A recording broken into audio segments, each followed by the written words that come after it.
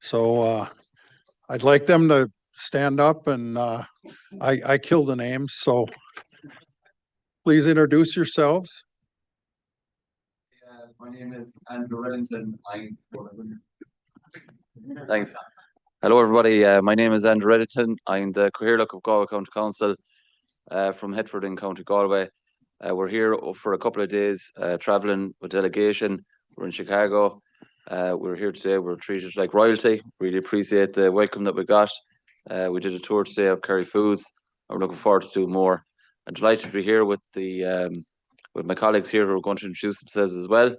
And there's a strong relationship between this county and Galway County, and we wish to continue that on. We're delighted with your hospitality, and thank you very much for your welcome. Thank you. Hello, my name is Laurie Harney. I'm councillor in Galway County Council.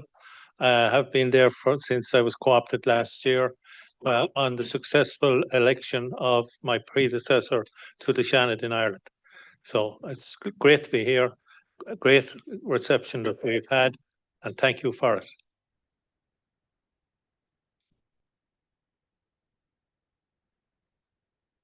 Hi everybody, Michael Mogi Maher, and most of you will probably know me because I'm probably one of the longest councillors coming here. I can go back to 2004 and 1999, serving in the Galway County Council. We have a huge sister cities built up between Washington County and Galway, and we want to keep that going. And I know you're just after your elections. I was mayor in 2023 when I invited you over to Galway, and I'm offering that again because I think it is time that you got an opportunity to come back again to Galway, visit our lovely county, and we'll ensure that you'll have a fantastic time like you did in 23 and 2012. And I think 2003, Jeff, since we're friends and we're friends for life, and I think I've made so many friends in this chamber down through the years. I come every year I'm trying to, they usually let 4 or 5 councillors go, but amazingly my name comes out every year. So I must be one like a now lucky leprechaun from Ireland because I always get to come here. And I always hope I do until and I know your election is in 2028. So please think about coming to Galway before that. We would really love to have you, and we will spoil you rotten. And thanks for your hospitality today. We're in Chicago for a couple of days. We're going to Milwaukee for the Irish Festival, and we're going to really enjoy ourselves there as well. So thanks to everybody, and enjoy your meeting. Mogi, I was told a couple of years ago that you have to win a lottery to come. So how you win the lottery every year, we'll have to explain that.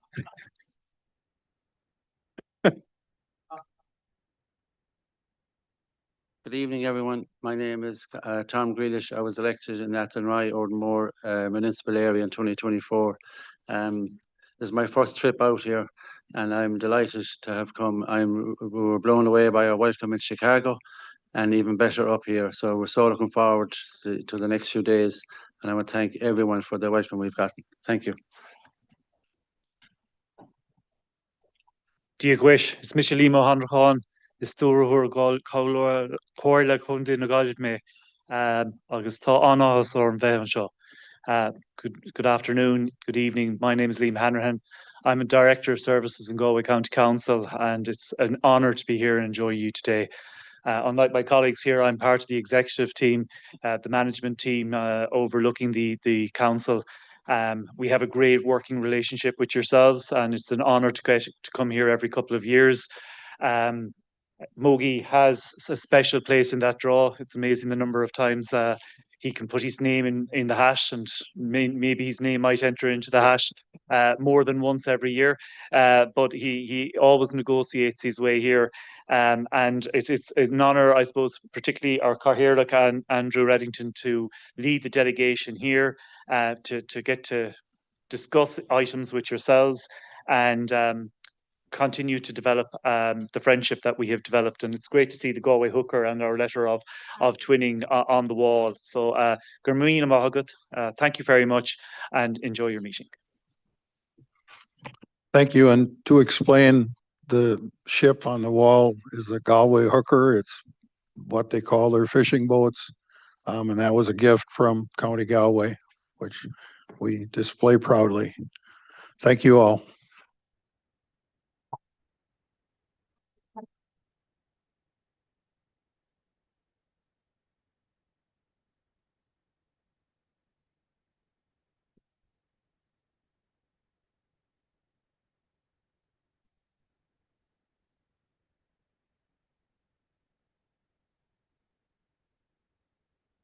Next on our agenda, we will have a celebratory signing of Resolution 14, which gave it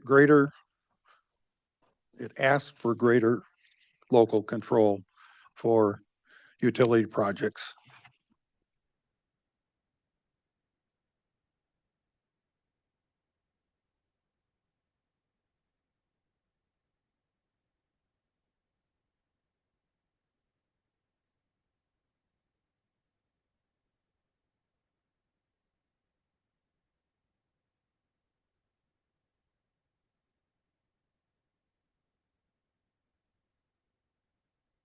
Well, thank you, Mr. Chairman, and thank you Supervisor Bailey for proposing this resolution. In our one-on-ones this last time, many of you might remember we talked about supervisors taking a more proactive role legislatively, drafting your own legislation and working with Mike to be able to put it forward. This is the first resolution of its kind with a supervisor by name proposing it. So I'm excited to sign it today. Thank you, Marietta, for putting this together. Congratulations, and thank you all for your support. And I look forward to seeing more such legislation from all of you. I know there's lots of good ideas in those heads. We'll see how many of them make it through.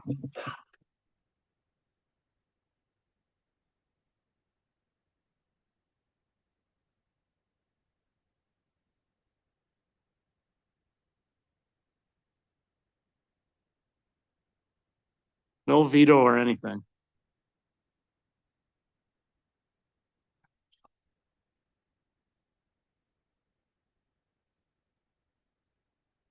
Thank you.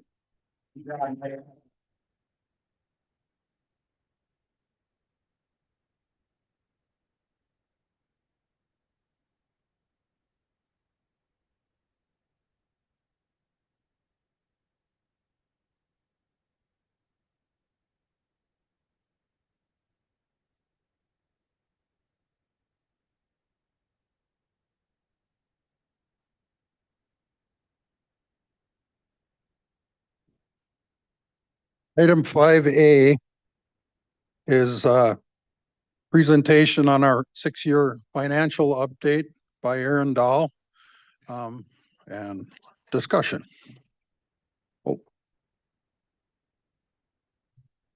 Thank you, Mr. Chairman. I would just like to introduce this item if it's okay with you.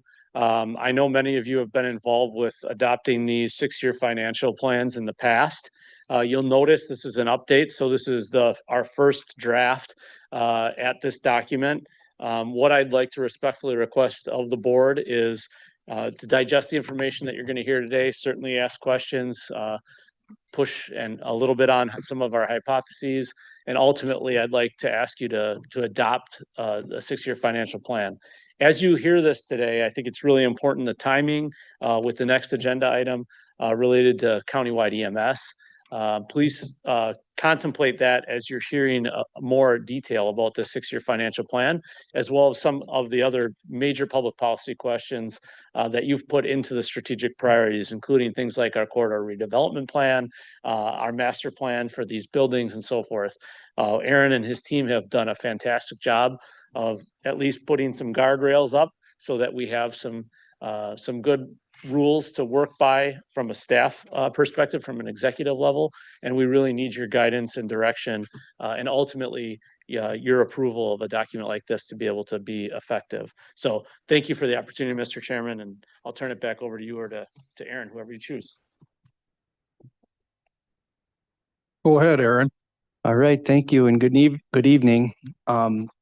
So just to kind of kick this off, the 6-year financial forecast was in our list of strategic priorities. So the goal for that was to obviously update this plan, but to also sort of incorporate this function into our overall biennial budgeting process. And so this meeting tonight, this discussion tonight represents an extension of that.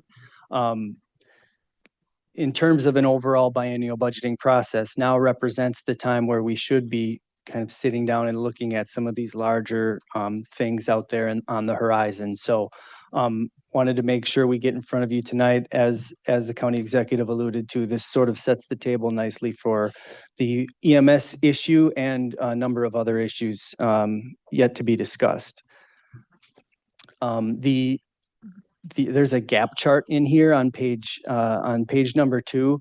That is one piece that will be essentially done one more time prior to us going into the budget process again. We would look to do that in the spring, but otherwise, this report and this 6-year financial forecast process would occur on that sort of every other year cadence for the budget process. So I'll dive into the report. It's in a similar format as we've presented in prior years. Starting off, we'll show and talk about the budget gap. So many of you are familiar with that budget gap. That's on page the first main page of the report, other than the cover page. It's identified as page 1 at the bottom. The gap of $1.3 million, that 1.3 million essentially represents what our normal gap would look like. This gap is projected under the status quo, right? So if we kept doing everything we do today, that's the way the costs and the revenue trends materialize. So $1.3 million at this stage in the game is fairly typical. That just assumes our normal, like I mentioned, the normal 3% personnel costs and those sorts of normal kind of growth assumptions that we make, limited revenue growth. I would remind the group that we always close that number, that $1.3 million. We typically close that through a number of mechanisms, but closing that gap sets the table for future years and reduces that gap out there into the future. One more reminder, last year when we looked at this budget gap chart to start off the budget development process, that $1.3 million number was actually $3.5 million. And so again, that's all the more reason for us to keep investigating this, keep looking at this regularly, but that just kind of provides some context about, 1.3 million is completely manageable compared to some of the other numbers we've seen in the past. The report then moves into some revenue and expenditure trends that we've observed over time. We start off with revenues, property taxes being the largest revenue that of the general fund, that being about 40 to 41% of overall revenues in the general fund operations. There's a line chart on page number 2. You've seen this chart before, but we present it here because it tells a story. You'll see it again tonight. But this chart describes our history of holding the line on property taxes. That yellow line at the bottom shows our actual property taxes. The green and gray lines above it show where taxes could be if we tax to the maximum that we're allowed to under the levy limits, right? So this chart tells a good story. One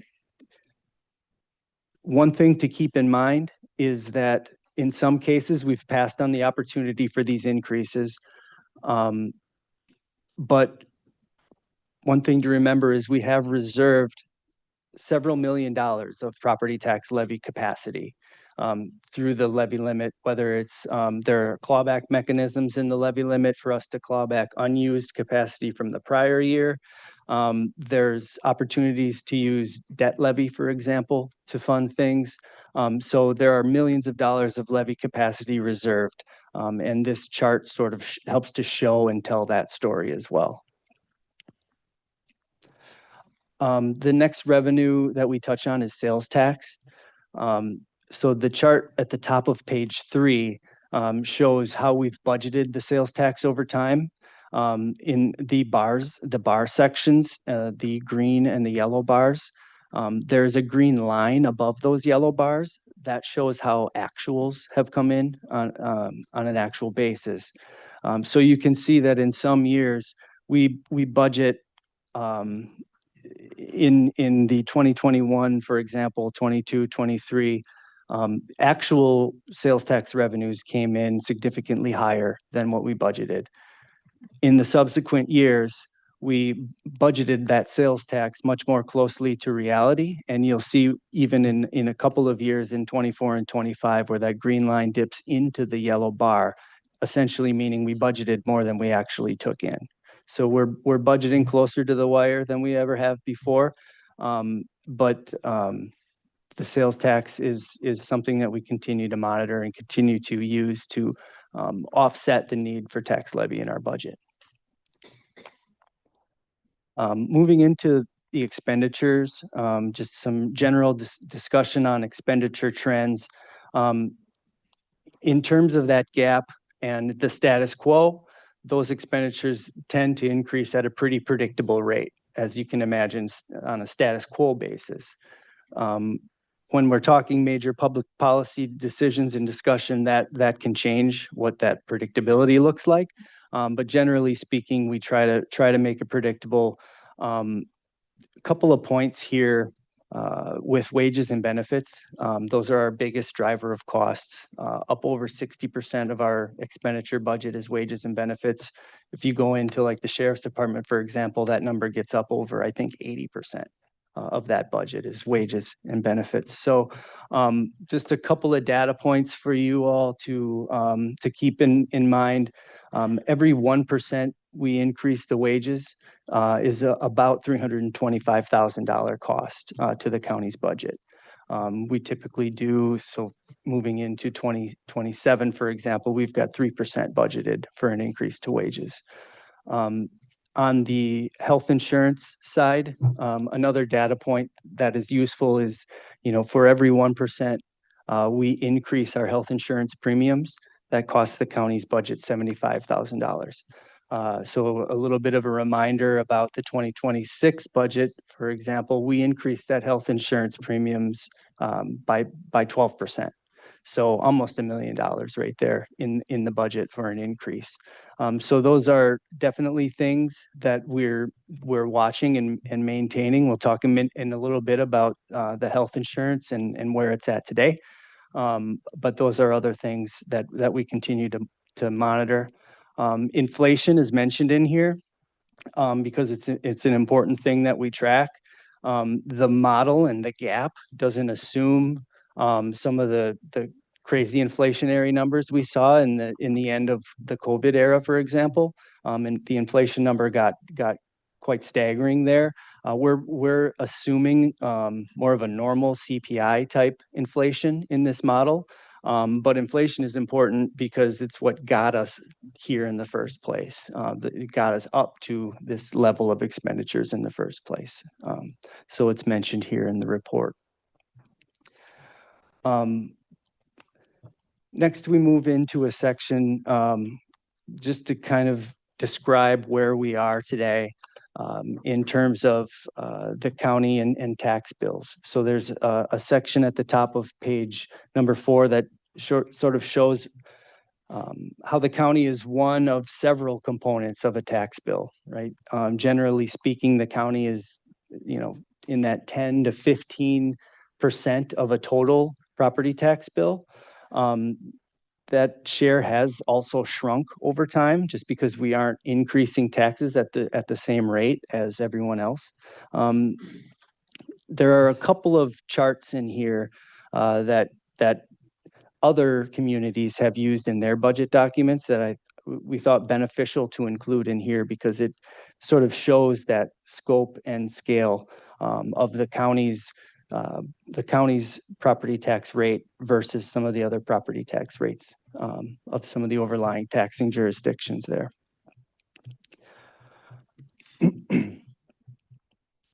Moving into the section called Where Are We Going?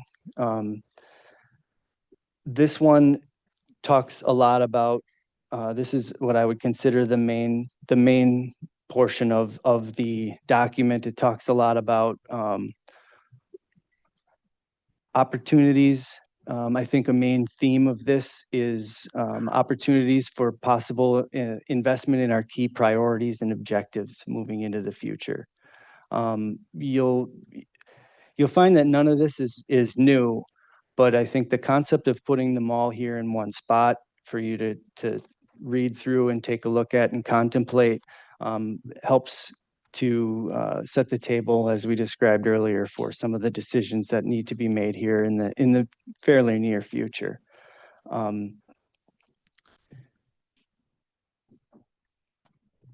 So moving into that investment section, the first piece of information to talk about is county land and buildings.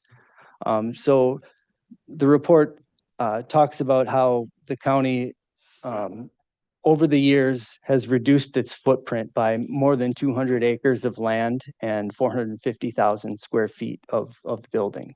And so the ongoing operating costs associated with maintaining those things is something that we've looked to rid ourselves of as we go forward. We're constantly looking to get land on the tax rolls as you'll read about in the county redevelopment corridor section. So that's you've heard a number of times about the redevelopment corridor project. That's an extension of these efforts to get county land onto the tax rolls. And in this particular case, it does it in a way that also addresses the housing issue. Related to this, county land and buildings, you've all gotten regular reports about the county's master plan, the master plan updates. We've got a building committee that meets fairly regularly, so you're all fairly up to speed on the status of that.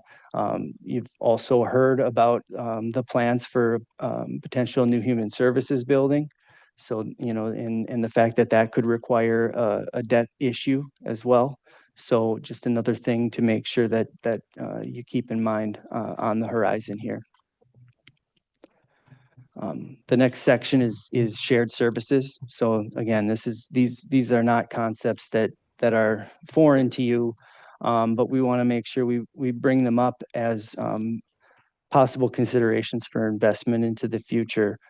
We've talked about some of the shared services programs and how they've reached their capacity, right? So for example, IT, when we started the shared services concept, we hired someone, started to fill that person's plate with new partners. That person's plate is full, but demand continues to rise. And so we're faced with having to decide, do we allocate more resources to this popular program? Are we able to? Where does that fit in the priority levels? That sort of thing. Likewise, demand continues to increase for some of our other popular shared services programs. I think the road program is also very popular. And so again, that's another one where just kind of evaluating as we go through the budget process and otherwise where we're at with shared services and how that fits in with the rest of the priorities. Moving into the section about debt. This section is designed to get you thinking about how we manage debt going forward, when we use it, that sort of thing.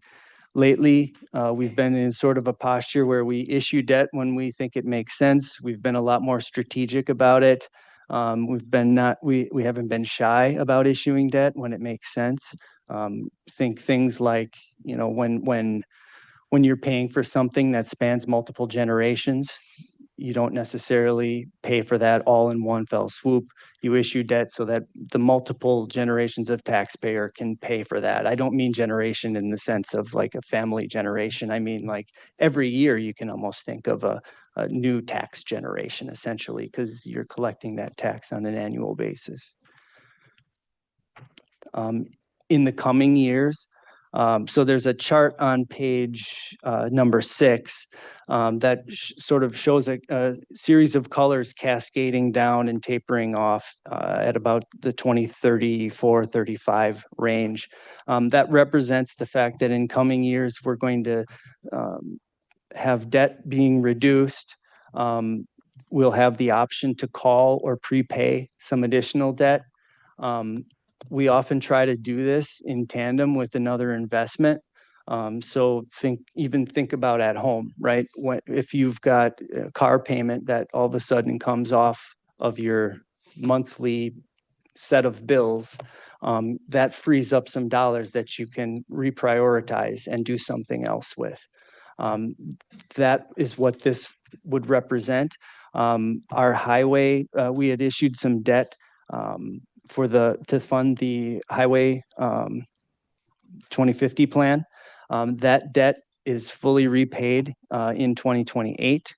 The debt for the radio system is callable in 2029.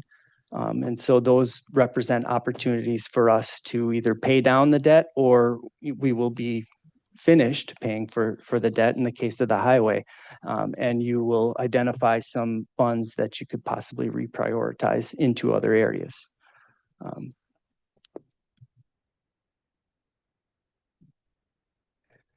There's a section in here on the EMS levy. That's going to have its own discussion right after this, so I won't dive into that one too fully, but just know that it's an important item that we wanted to include here on this financial forecast. Lead lateral, we've been talking about those for a number of years as well. It's been a strategic priority. We allocated $2.75 million of ARPA and put a significant dent in the problem, including making 2 communities that once had lead in their lines lead-free. You can see by some of the numbers in the report, more money would be needed to completely solve the issue. That's pretty standard as far as the lead laterals go throughout the state and the nation. But again, just something that is important to keep in mind as we look to set our priorities and our spending priorities. The revolving loan fund. So the EDWC manages the county's revolving loan fund. That RLF was created with sales tax as a way to promote economic growth and investment in the county. And so that, of course, the investment in the county creates jobs and prosperity, which creates more sales tax, more public benefit, and sort of can help create that flywheel of prosperity, a cycle of prosperity. The revolving loan fund is reaching its capacity. There's a number of factors at play there. The executive committee and ultimately the full board will start talking about this next week, along with some possible options to help keep that fund sustainable. And so we'll begin those discussions next week. The EDWC is set to come in and talk to the executive committee. It's a very important program, and it was important to include in here for your contemplation. The last item on this list is the county's compensation plan. I mentioned earlier the fact that every 1% increase is about $325,000, but the county's overall plan is in need of an update. So to refresh your memory, we make our pay ranges competitive with what we call the market. We set 9 other counties that we compare ourselves to in our different jobs, and we pay more than we're the 75th percentile of that market. We know that market has increased. We're expecting we're going to need to adapt. That work will begin soon. We'll look to fund that with the 28-29 biennial budget. But again, something else to put on your radar. Couple of risk items that we're monitoring. Act 10 is a big one that's out there. So 2 weeks from today, I believe, an appeals court issued a ruling that sort of sets the stage for the Supreme Court review that we've kind of been alluding to for a number of years. We issued a white paper on this a while back, speculates on some of the impacts that the county might see. Depends on how the court rules and what comes down, but of course, so all of that is in play, but that white paper, forecasted that the impact could be in the millions, and that's on an ongoing basis. So again, a risk area that we're monitoring. And then the last one is benefit costs. So I alluded to the fact that last year we had a fairly rough year in terms of the health insurance fund. We made some adjustments, as you know, in the budget. The fund, the last report that I saw on the fund looks like it's stabilizing. The adjustments were working. So we're of course going into a renewal period here in the fall. And so we're keeping close tabs on that data, but from what we're seeing so far, it's looking okay. So, but again, it's something that we ought to and do continue to monitor.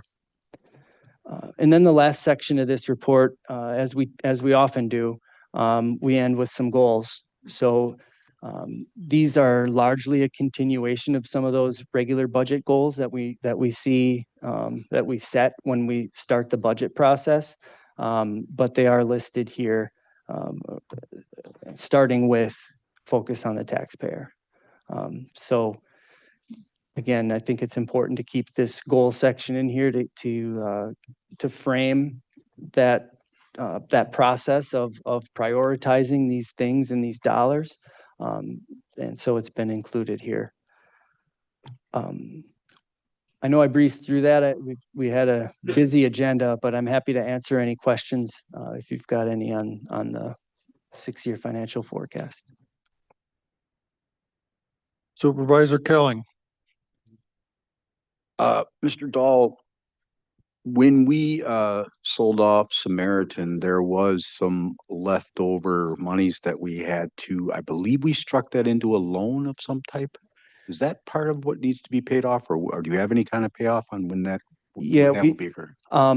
When the Samaritan was sold, we had some debt that was still on the books from a refinance and a renovation that had occurred years. I thought there was in some the past. closing debt as well. Yeah, we had, so we took the closing proceeds, the proceeds from that sale, we put them in the debt service fund, and those proceeds are being used to pay off those debt payments as they come due. I don't have the debt schedule in front of me to be able to cite when that final payment is due. But essentially we took the proceeds from the sale, dedicated them to repaying that Right. debt as it comes due. I don't believe there was a call provision on that debt, so we're just paying it as it comes due. I mean, that would be one of the things that I guess I would kind of seek to utilize, what we're doing. I don't believe that we had enough money to cover all that debt. That's obviously coming from us, at least a portion of it, correct? So like we did with the roads plan, the 2050 roads plan, I'd like to see that get rolled. I do this in my own budget, and maybe you do too. All of a sudden your car no longer has a car payment. I'm not going to go out to dinner. I'll go, okay, now where can I take this? What I'm used to paying this car payment, can I utilize it somewhere else? And maybe finally we can get those new windows and doors that we were talking about, or, so this is kind of the same thing when we start thinking about the Health and Human Services building. There's so many parts and moving pieces to this.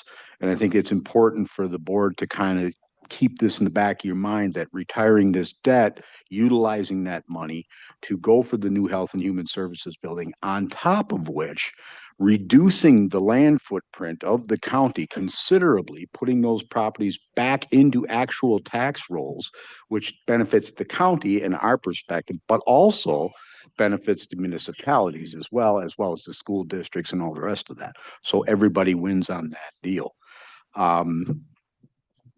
revolving loan fund is also another one that I've been here for quite a bit of that. Um, the revolving loan fund is kind of tricky to understand because we're kind of giving this entity money. But what this entity does is it's an investment that we give them. They help us to line up good businesses with jobs, factories, Milwaukee Tool as example, PS Seasonings as an example. I mean, and I could cite them all day where EDWC was involved, and this has increased our tax base. So this is community development with an end goal of creating jobs and creating tax base without raising taxes. So as you look at this, there's a lot of different parts and pieces that have to kind of come together. So don't get hung up on any one thing. Try to look at it holistically as to all these things are probably going to have to come into play at once. Might not be we want to necessarily raise taxes to put up a new building, but it might be a short-term idea that we kind of got to do, because in the long term, yes, what we're paying out in taxes, we had to increase the taxes because we're allowed for capital expenditures. If we do that, then we can develop that property. It starts going on the tax rolls. So it comes out a little out of column A, it shows up again in column C, and we start seeing that money come back. It becomes actually more neutral in its costs because the community actually starts realizing these new taxes. So just some thoughts I have on this, that these are going to be something that we're going to be facing. And I don't even want to think about Act 10 because that's probably going to be a very unfavorable thing for our county. And I think it's really great that we have a lot of village administrators and elected officials, fire chiefs. I'm sure they already know the kinds of things that we think about and the kinds of things that we do here. But I think tonight, having this presentation really gives a synopsis of where we're at and what we've been doing. Because so many times I hear it almost seems like people think we've got vaults. Those vaults are full of money, like Scrooge McDuck. It's like, no, we're struggling just like you are. And we've had to make really bold decisions that have been very, very difficult to make. And EMS is definitely one of them. And so it's not something that we, the county, are going to come in and take over. No, we have no desire for that. What we, the county, want to do is partnership and be responsible with the money. And I think that that's what this really shows here. If you look at where we're at fiscally, we have a lot of moving parts coming at us as well, just like you do. So let's be responsible. Think about those things in the future. Thank you, Mr. Chairman. Supervisor Newman. Thank you, Chair. Aaron, this question's for you. I'm just looking for some clarification on your chart, page 2, the levy capacity chart. So the difference between the two, is that actual, or does that not take into consideration the clawback limits? So the green, the green line represents just net new construction, the pace of net new construction. We have not taken any of that. So in theory, the last 5 years of that would have been banked for the clawback provision. It does not assume that we took any clawback. Okay. So we have preserved all of our clawback at the 5%.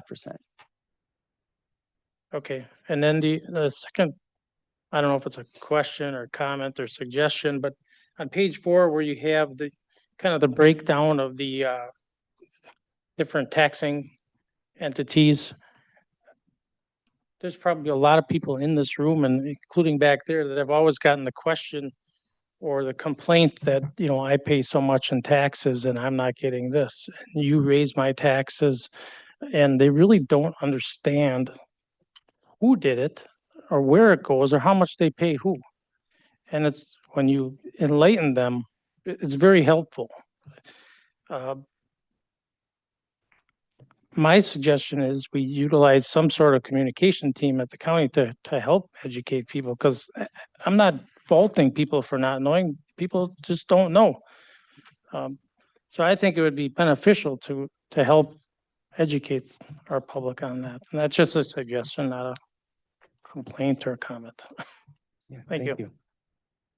I'll interject something too. You talked about clawback and, you know, we don't take that, but if you take it, there's a domino effect that it hamstrings you in the future. So, and that's impossible to explain to us even. So, but it exists, right? There's a white paper on it. Supervisor Gallets. Thank you, Chair. So, Mr. Dahl, if I could take you to slide 1 and you're minding the gap. So you do make you made a note, I'm sorry, that it does not include net new construction. And since you said this is in a building or iterative phase, what would it take to add to that? Not unlike we saw on the slide we just Supervisor Newman brought up. Why couldn't that slide on page 1, we have the revenue and then include what either that has, sorry, that estimated net new construction, especially since we've committed to next gen housing, and that's a significant effort within the county. So at some point in time, we're probably going to need to leverage that. And I'm sure we'll have more discussions about when and how, including the chair's comment about clawbacking. Well, I'd rather not have to do clawback and take advantage if we need to bridge a gap in partial step versus all of a sudden having to mind this gap in 2032 of the significant amount. So at least for all of us to understand, what would that be if we were to track that estimated net new construction? Sure, like how taking net new construction impacts the slope of that bottom line. Correct. So keep the green line where it is, your revenue, but presumably if we added in net new construction, so call it a blue line or yellow line, whatever. Sure. Because I think that would be informative. I know it would be for me. Appreciate that. Supervisor Kelling. And if I could piggyback off of that, because I think that's a really great thing that Supervisor Gallets brings up. But to add to that, then I'd also like to know what the dangers of bringing in that net new construction, because I understand that it's more taxes coming in, but how, when we started talking about that, becomes a kind of a bad thing. I want to hear why. I want to know that as well. I mean, it's certainly a tool that we should have at our disposal, or at least see the results of it, but I want to see the good and the bad. Thank you. So there was a whole lot of information here. So read it over and over again and digest it. Certainly go through Mike and ask Aaron questions. We got some big policy decisions coming up the next half year or so. So keep it in mind. As Mr. Kelling said, look at the big picture. Next up, we have the Washington County countywide medical services EMS discussion.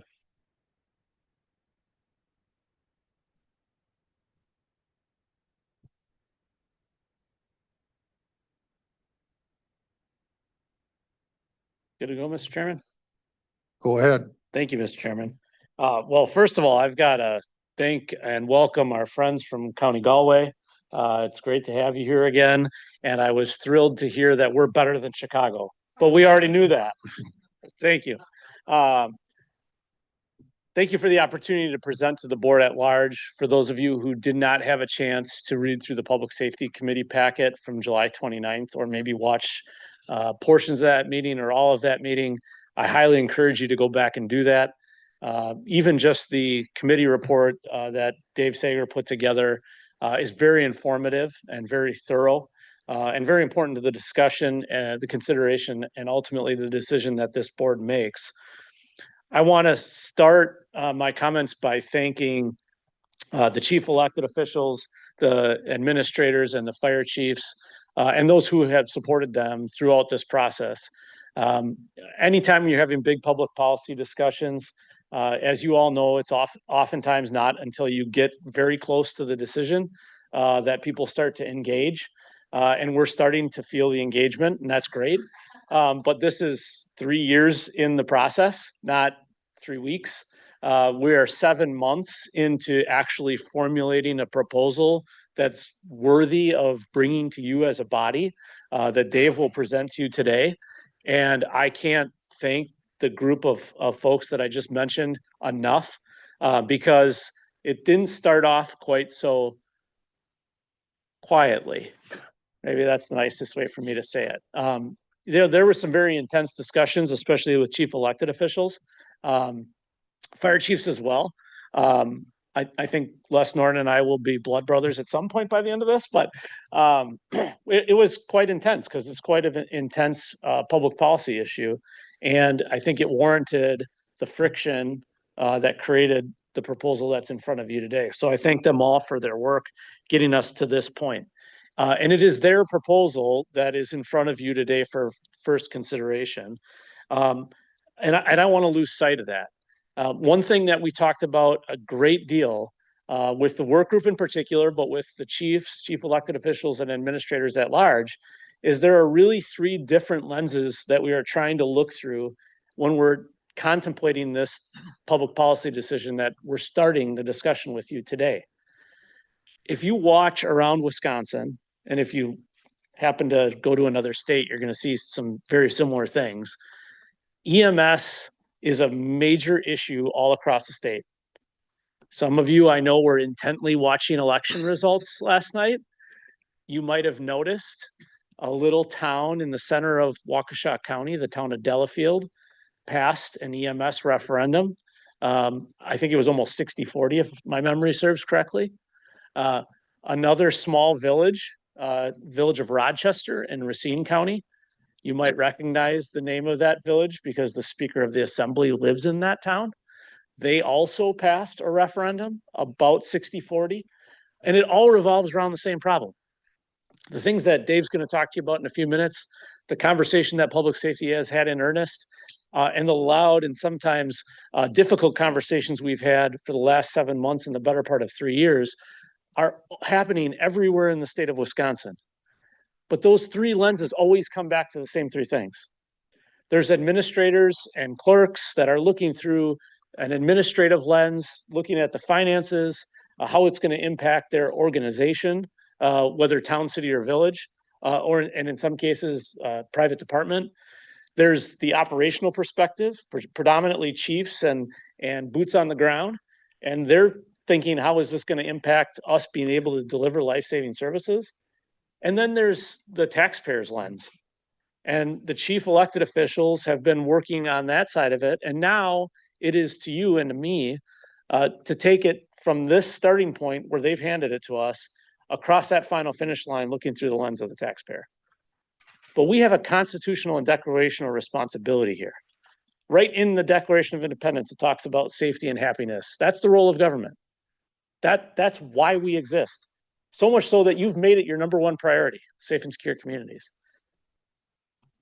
Today is the beginning of several months of discussion that should revolve around those 2 things. What are our obligations and duties to carry out, and how does it impact taxpayers in balancing both? Now, the timeline for the next couple of months is important, and I don't want to bury the lead. I want to start with that.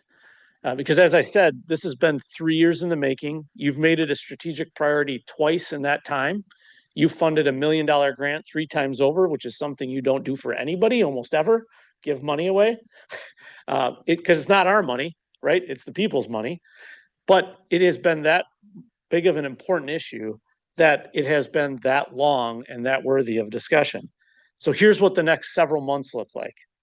As you know, we typically bring an item to your committees.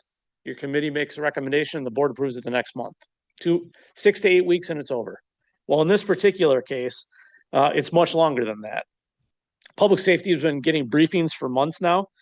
In earnest, the proposal that you're going to hear about tonight came to them in a form of a special meeting where they could just focus on this one topic on July 29th. They will meet again in August, next week, Wednesday, actually, following your discussion today. And then likely again in September, before they take up or recommend any kind of resolution. Here at the county board level, of course, you've heard of this before, starting with some presentations by a lot of guys in uniforms. But most recently today in August, you'll hear again likely in September, depending on how Public Safety Committee handles it. And then again in the month of October. And in between then, we have 5 listening sessions all across Washington County where we'll be getting feedback from our constituents directly and giving them the opportunity to tell us what they want to see. And Lord knows we have all been getting the phone calls and the emails already. God bless America. I'm really glad that today happened to be the day that that 6-year financial update presentation was given to you, because there's a couple of items that I'd really like to hone in on from what Aaron talked about. And I want to start by talking about sales tax, because if it wasn't for the stinking sales tax, we probably wouldn't be standing here. You sure wouldn't have gotten the presentation you just got. And I wouldn't have all those folks sitting behind me either. Because if you remember, it was 2023 when referendums passed asking to share that sales tax. Well, just yesterday morning, we had a legislative breakfast with a number of our assembly and one senator representatives. And we had a long discussion about this very topic. Specifically, sales tax came up. And some of you have probably heard this rumor before, but one of the representatives said, well, you know, if it wasn't for that damn sales tax, that was supposed to be sunsetted. Well, if Ken Miller were here, and God rest his soul, he'd yell back and scold you and tell you that that's not true. That was never promised. But the representative continued to say, it was always supposed to go to capital expenditures and reducing property taxes. And similar to some of my loud discussions with Les Noren and with Bob Bingen, which were also quite colorful, this one was very similar. If you go back to that presentation that Aaron just gave, and particularly I'd point you to page 3. The graph, and I'll just show it to you so you can see it and you can reference it on your computer. The graph for that property tax levy doesn't exist but for what you have done to manage that sales tax. Because my response to that representative was, in fact, sir, we've done exactly what you asked us to do. Those capital dollars, the debt that was talked about a moment ago, that is the principal and interest payments aren't funded with new tax levy. That is what most every other community and every other county in Wisconsin does. But you don't. We don't. You use sales tax to pay principal and interest payments. Likewise, most communities take net new construction every year. As a matter of fact, one of the representatives said to me, you're not using your full capacity? Why not? I'll be honest with you, I almost fell out of my chair. But I responded, I grew up in a time when Ronald Reagan taught us that smaller government and lower taxes is what we're supposed to be trying to work for. Am I wrong? The fact of the matter is, folks, you have been extraordinarily fiscally conservative. You've not just kept tax rates low, you've reduced tax levies over and over and over again. And you might remember a time not too long ago, November of last year, when I stood in front of you and raised my voice a little bit, saying we cannot increase the levy right now because we've got a decision coming with this EMS levy that's going to be a magnitude higher. You have to cut the levy today because in the future, something's going to change. Well, that day's here. We have probably close to $3 to $4 million in property tax levy capacity. You're significantly under taxing because it's not our money. We only ask for it when we need it. Well, I think every chief elected in here and every fire chief, as evidenced by their continual presentations to you and the gift of their time, can tell you This isn't a want. This is a need. The need for one community might be this coming January. Another community, it might be 2 years from now, and another one, it might be 5, but it's coming and it's here. And you're seeing it in community after community after community, and nobody is solving it. Even the communities that have gone to referendum and added new staff, they have an ongoing problem, just as Aaron articulated to you a minute ago, of the cost to continue of wages and benefits and insurance and all the other things with it. And no way other than referendum or debt to solve it. The challenge is very real. And I want to give you a very specific illustration of it. Our towns in particular are going to be in crisis. And in some cases are in crisis. And let me prove it to you. Town of Addison, town chairman is here today, and he can attest to this in a few minutes. Town of Addison has 2 contracts for fire and EMS that total roughly $300,000. Their entire net new construction for next year is $3,000. If their contracts go up by more than 1%, and Lord knows they will, their whole entire taxing authority is gone and then some, which means they're robbing Peter to pay Paul from somewhere, whether it's the Public Works Department or the clerk's office, or maybe having to go to some other revenue source. Well, ladies and gentlemen, there are no other revenue sources. They can borrow money or they can go to referendum. That's it. And here's the catch-22 that all of those towns face. Now, it's a little different for villages and cities, but not much different. The other side of that same coin is towns have a statutory mandate that they must provide EMS service. They just don't have any way to pay for it. That's why we're standing in front of you today. The crisis is real. The expenses that are rising are real. The challenge we're facing is real. So let me wind down this way. Tonight's discussion is the beginning of a discussion. It's not the end. You'll have multiple kicks at this cat. We need your feedback. We want your feedback. You've already set the bar with the grant program that you established 3 years ago at $1 million. And once West Bend's included, you're probably closer to 1.3 or 1.4. I see that as the floor. The ceiling, fire chiefs, chief electeds, administrators have come in and they've given you a really solid proposal to start from at 3.5 million. Where we land in between 3.5 and 1.4, that's everything you all should be debating, discussing. We should be getting impact from our feedback from our community. I expect in the next 3 months that all of our efforts, all of our energies are not in attacking one another or trying to out-conservative each other, but how do we figure out what that right number is? So we don't just solve this one time with a referendum and 3 years later we have to go back again because the cost to continue is too much for us to keep going. We solve it once and for all. So tonight there's 3 updates I want to give you, and then I'm going to hand it over to Dave. If you read through the public safety packet, and I encourage you to do so, at the very end of that document or of the memo that we handed out, the second to last page, there's about 7 bullet points that document the fiscal effect that we anticipated. Now, Aaron Dahl is a very conservative person. You may not know this, but he squeaks when he walks. And Aaron always does a very good job of giving us the most conservative perspective possible. To go back to the presentation you got a moment ago, that gap, we never assume you're going to simply approve doing a net new construction tax increase. We just don't assume it. Similarly, when we got this proposal from the chiefs and the chief elected officials and the administrators, we assumed property values were going to remain flat. Worst case scenario. With that assumption, the calculation was, if you approved exactly the proposal as is, it would be a 12 cent per thousand increase to the tax rate. Which, if you do the math, the average home in Washington County is about $400,000 now.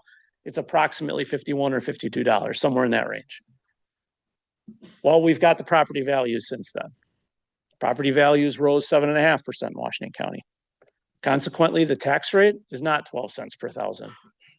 It's 4. That's good news, but tax rates are government math, I know. Secondly, The administrative fee, I don't know about all of you, but if I've heard one thing over and over and over and over again from constituents is, why is the county trying to make money on this deal?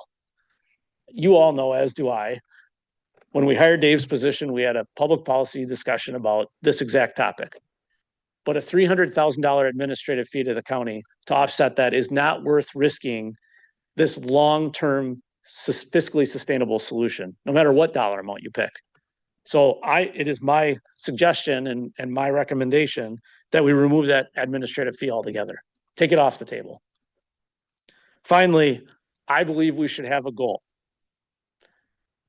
Just for this public policy discussion, mind you. I think the goal should be that we get this proposal to a net zero tax rate impact with a stretch goal of going even lower. That should be what we're aiming for. If the lens that we're going to look through is that of the taxpayer, and I don't know about you, but when I'm knocking doors, I consistently hear the number one concern is affordability. Well, damn it, then it's our job to figure out how do we manage affordability while making damn sure we're providing those declarational responsibilities of safety and happiness, of which this is at the top of the list. Those are my 3 updates and my 3 goals tonight. I ask you for a healthy dialogue and debate. I'm looking forward to this conversation, and I'm looking forward to you solving the problem and not kicking it to someone else like everybody else seems to want to do. Thank you.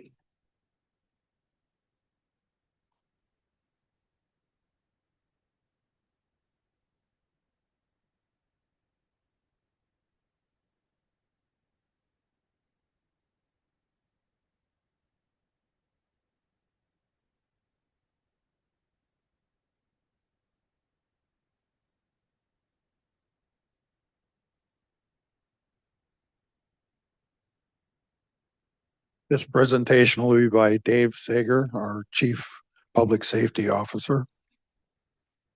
You may proceed, Dave. Thank you, Mr. Chairman, distinguished members of the Washington County Board.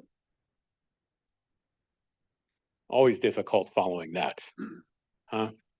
So as the executive had indicated, the committee report from the July 29th special public safety meeting had proposal dynamics. It was like 8 different bullet points and the executive touched on them. That is the current proposal that's being presented. It was presented to the public safety on July 29th and now here tonight again.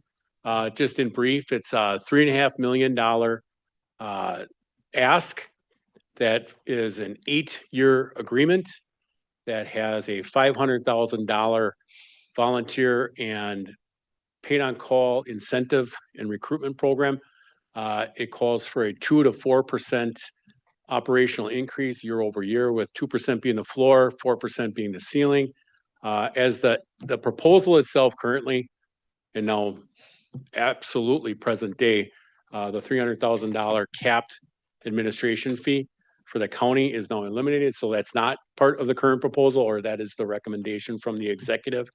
And so that's basically what the current proposal is coming forward to you after 3 years of discussion and 7 months of the work group discussing this, and finally brought it forward. And I just want to touch base a little bit on that. That 7-month work group was made up of the 3 stakeholder groups: the administrators, the chief elected officials, and the fire chiefs, 3 from each group, representing towns, villages, and cities, representing career departments, representing paid on call volunteer departments, and a combination of both. So it was a very robust group of individuals that brought that current proposal forward. And after 3 years, on July 6th, which was just over a month ago, we brought everybody together: chief electeds, administrators, and fire chiefs, along with county personnel, probably about 75 people in the room. And when we were going through it, a lot of iterations from the chief electeds, some iterations from the fire chiefs. And after about an hour and a half of discussion, the executive asked the question after the current proposal was in front of everybody as a whole. And the executive asked the question inversely, because we all know how everyone likes raising their hand amongst everybody else. He asked the question inversely: is there anyone here that's opposed to this proposal? And everyone looked around and no one raised their hand. which was extraordinary. I was pretty pleased. That was a good moment. And then everyone started talking and the executive, much to my disappointment, he asked the question a second time. Is there anybody opposed to this proposal? And I was like, oh, great, here we go. Now they had a chance to think about it and no one raised their hand. That's an extraordinary achievement. Outside of anything other than that, getting 20 chief electeds, town, city, and village administrators, and 13 fire chiefs all in a room collectively agreeing to something that we can bring forward to the Public Safety Committee and ultimately to the county board. That's a huge success. And after that meeting was done, literally gave the executive a round of applause. So that's a big deal. So we're here tonight as the county board as a whole to provide you, as the cadence has been, bringing in the public safety initially, and then following up with the county board so that you're all involved with the discussion and information. I appreciate the other county supervisors that aren't part of the public safety committee that attended that meeting. But I also want to give a special thank you to the chairman for being in attendance at all those chief elected meetings and taking time out of your schedule. Supervisor Newman for being on the work group, as well as being a chief elected, as well as Supervisor Hartwig, who's also wears another hat in the town of Jackson. So throughout this whole process, we had several objectives that we wanted to meet as we were pushing this objective forward.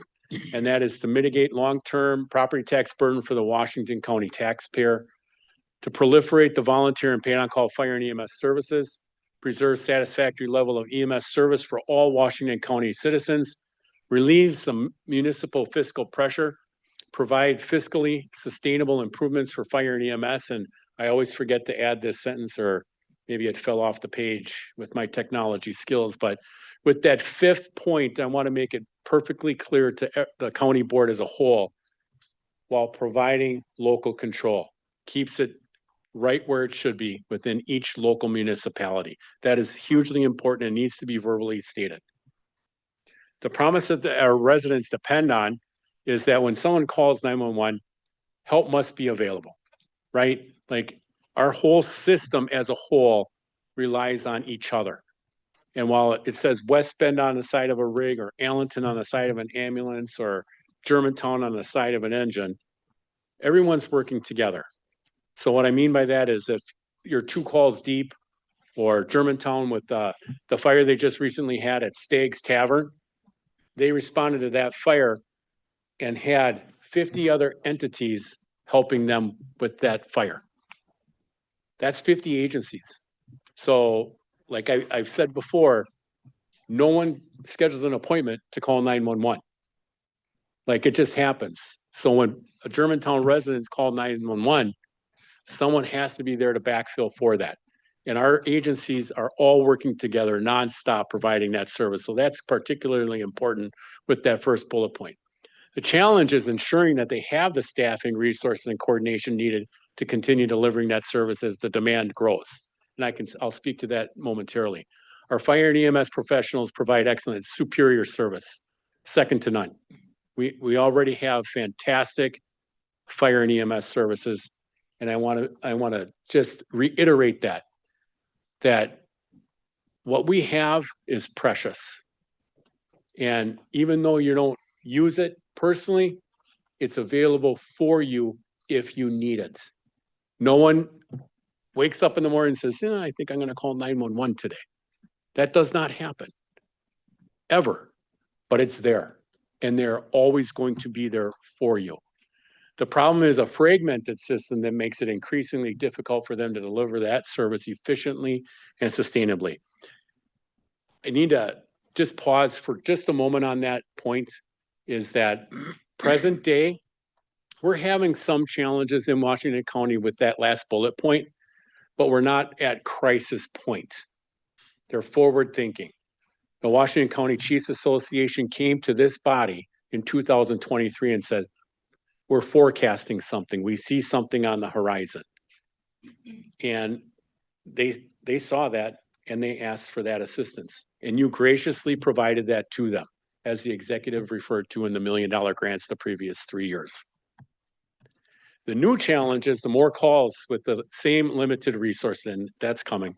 The county's population is growing and aging. Call volumes continue to increase and available volunteers are shrinking. Emergency vehicles routinely respond beyond their home communities. Independently operated providers limit opportunities to share costs and personnel and resources. So our volunteer base is this dot matrix that was provided to me by Chief West.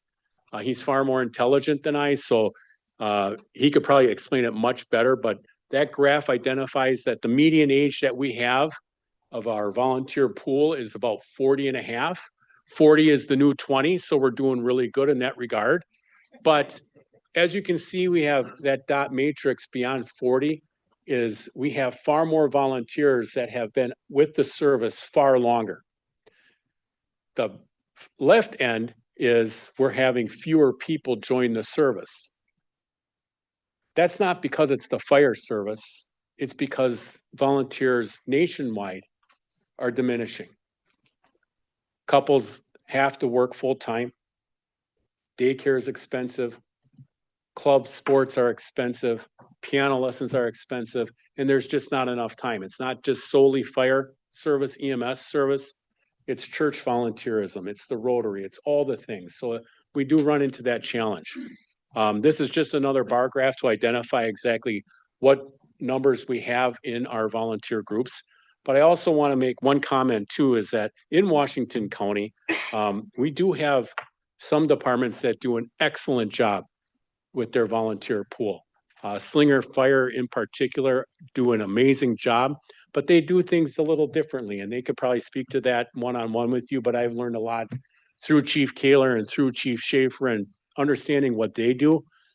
Repeated conversations with Chief Kaler, I would like to refer to him as a friend. I don't know if he'd say the same back to me, but just really have some extraordinary experiences getting to learn everything about their departments. Allenton's doing very well with their group. Different initiatives that they've begun that have reached out, a cadet program, things of that nature that really have encouraged the volunteers in their community. Newburgh's doing a great job with their personnel. In fact, our very own Tara Gundrum has joined that agency. So they're doing really well, but we got to keep it going, right? Because another friend of mine, Chief Noren, would say, I think he would call me the same back again, but he would say that we can't do it without the volunteers.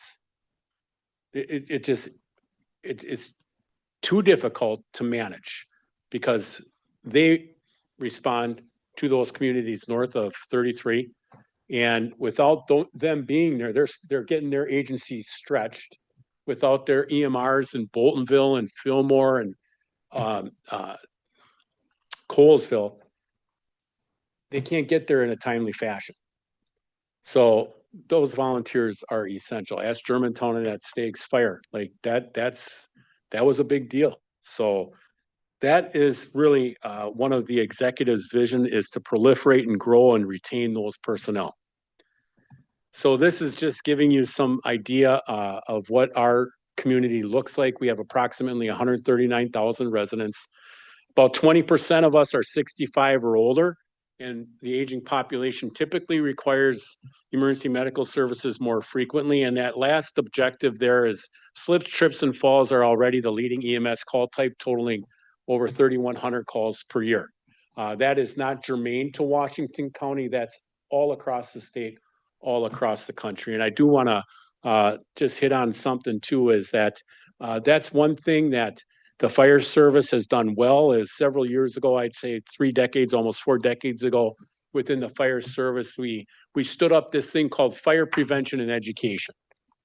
And the result of that was our building construction has changed. It wasn't that good old German building made out of wood and just strong materials. We've transitioned to cheaper, more toxic, carcinogenic materials that burn faster and harder and hotter. And so we were seeing a proliferation of more fires, and we decided we needed to do something.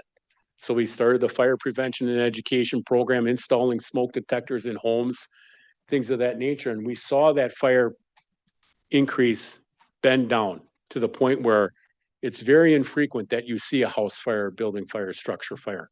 That last objective is I would like to employ something like fire prevention and education into the EMS side, with EMS education and prevention, going into people's homes, identifying what could be a slip, trip, or fall hazard within a mobile integrated health or a community paramedicine program that the fire departments could engage with. Their decision, local control. Got it in again. Washington County population by age and gender, you can see that at the top there, that's our 85 plus population. So over the course of the next 10 years, that's going to grow. Right now it's at 20%. It's going to grow obviously because we get older as the years go by, and we are living longer. And interestingly enough, we want to age longer at our home. So back in the day, you'd go right into the nursing home if you didn't have the ability to stay at home. You're living longer, and being at home is more important for our community today. So a lot of the runs that our fire and EMS professionals respond to aren't necessarily, and I'm careful about saying these things because whomever calls 911, that's their emergency. It's not the fire and EMS personnel to identify what an emergency is. So if they caught their finger in the door, they need a ride to the hospital, we respond and take care of that situation. We will get there and be like, what are you calling 911 for? It's not our responsibility to identify what an emergency is, but every time that 911 is called, they go. So that is a key component as well.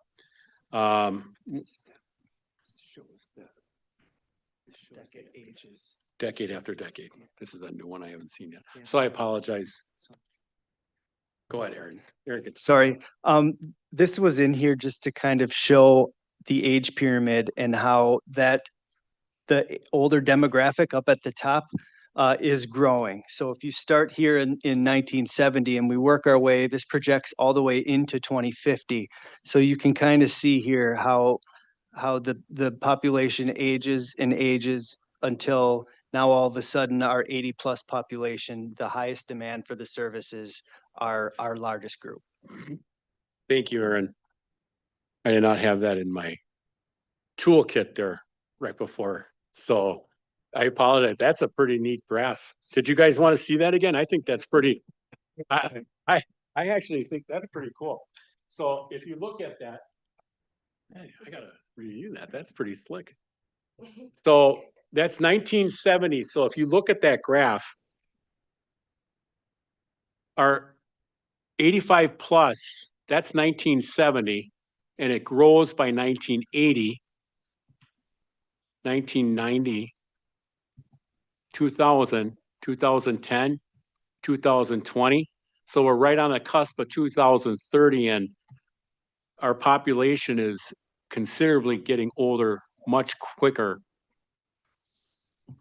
which will drive those EMS runs through the roof, which is going to be my next slide, I think.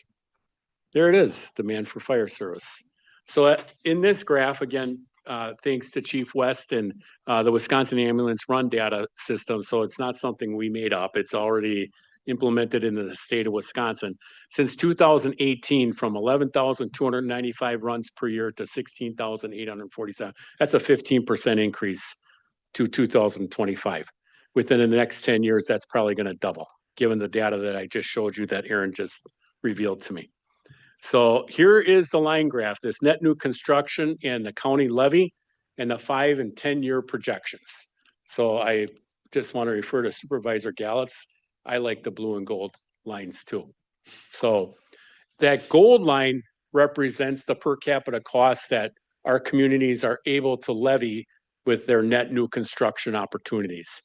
That blue line reflects what the 5 and 10 year projections of our fire chiefs submitted to us through the next 10 years.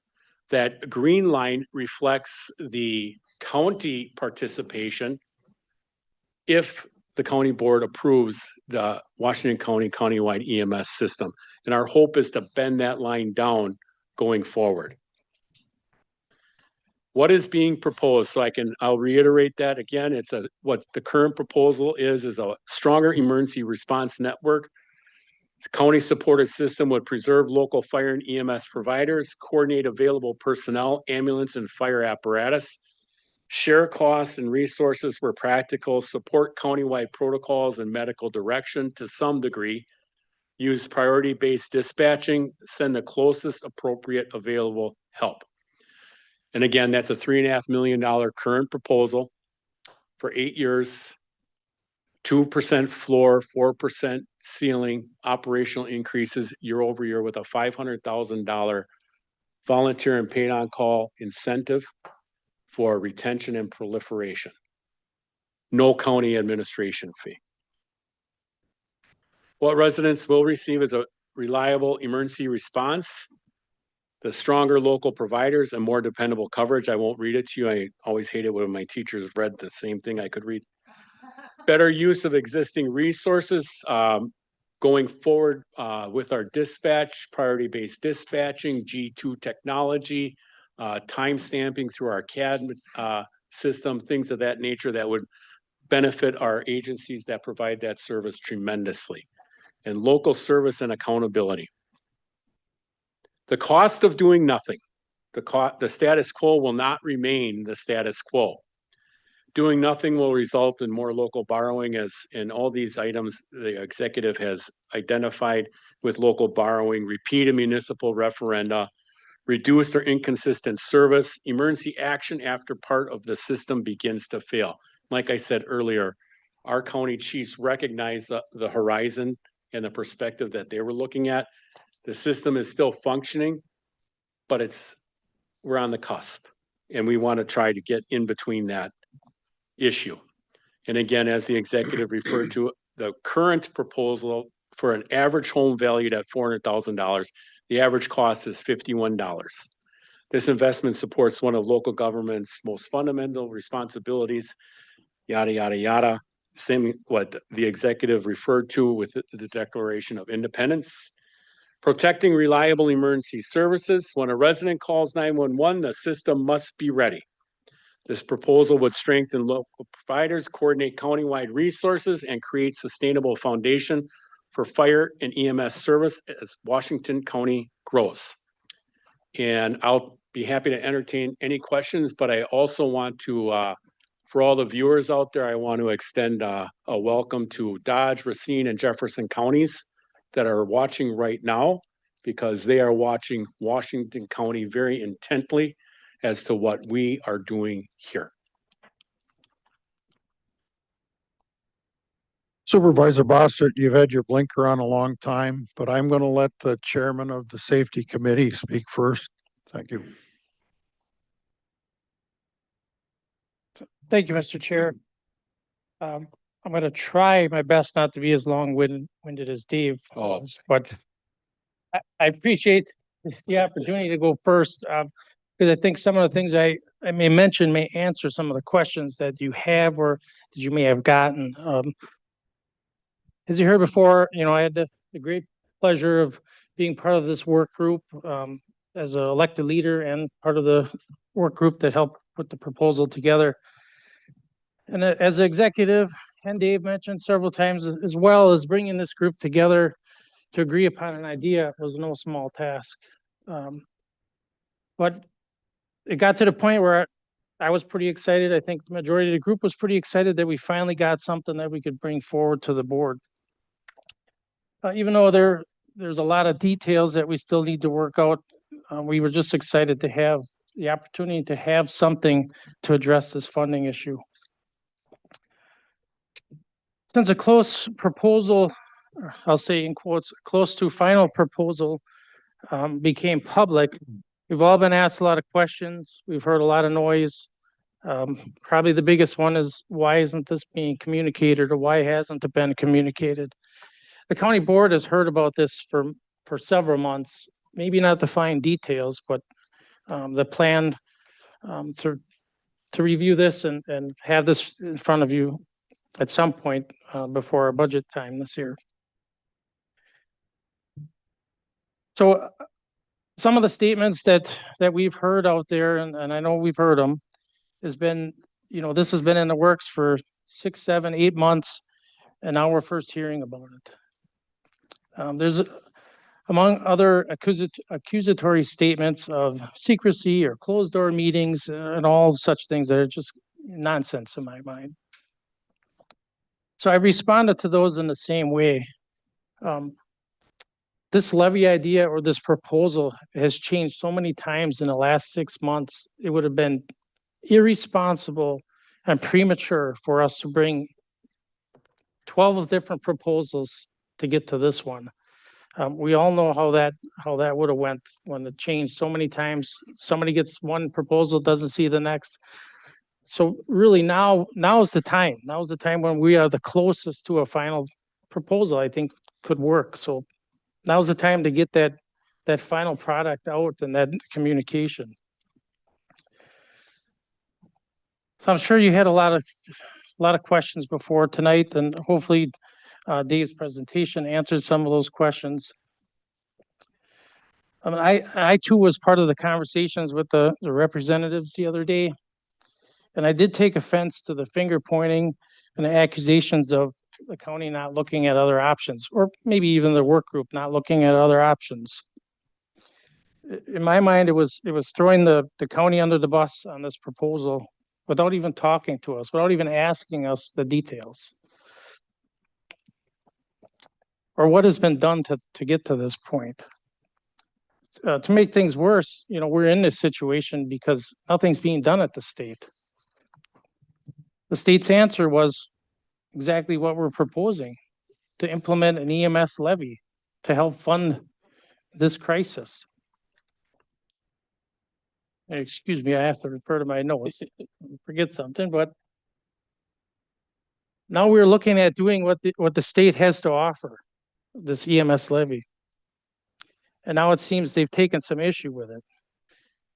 And again, that doesn't sit well with me without sitting down and talking to us about it. So that's why we're here today with this proposal. And I know it's been mentioned before, but really the beauty of building this proposal was the idea was put in front of the elected leaders from the county staff. And again, put in front of elected leaders and the fire chiefs and administrators, and basically presented, here's an idea. Let's see if we can put something together that works for everybody.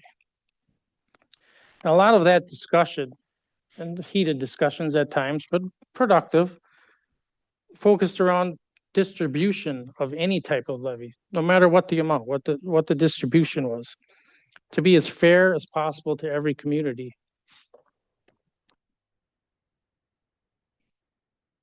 So we've heard some comments and questions about why the 3.5 million, and I'd like to answer that question. And it's been a long time, so I'm going to make sure that I'm not speaking incorrectly. So correct me if I'm wrong, and that might be Aaron as well. So all of the county's fire and EMS costs were tallied up to a grand total. And based on the call volumes calculation, well, this is where my number might be different than yours, Dave. Okay. I have 85% of that cost, and I thought you had 75 in there. We had 75. Okay, so we tallied the entire county's fire and EMS contracts cost, took 75% of that, and had a new total. And through all these discussions, there was a lot of concern about local control from all the communities. That was a big concern. You've heard that many, many times through this process. We're retaining local control. So the county wanted to remain a minority in this partnership, with the expectation that we are going to have an increase each year. You've heard the 2 to 4%. So the decision was made to take 20% of that 75%. If everybody's following me, that's where we got to the number. I'm going to say the approximate number of 2.7 2.7 million. Then the volunteer and recruitment portion was added of the 500,000. Then on top of that was the $300,000 annual admin fee. That's where we got the $3.5 million from. It wasn't a number just drawn out of the air. It was calculated based on data and input from the work group, administrator, our county finance department. But that's exactly where that number came from. Now the proposal still needs some fine tuning. And I'm very happy to hear, and I've had this conversation with the county executive, that one of the big concerns was the $300,000 administrative fee. And I'm glad he supports that, because that was going to be one of my recommendations, is that we fund that position already. Let's not take it from this levy. My recommendation is that we leave the EMS levy at the $3.2 million. That's minus the 500,000 or the 300,000 for the admin fees.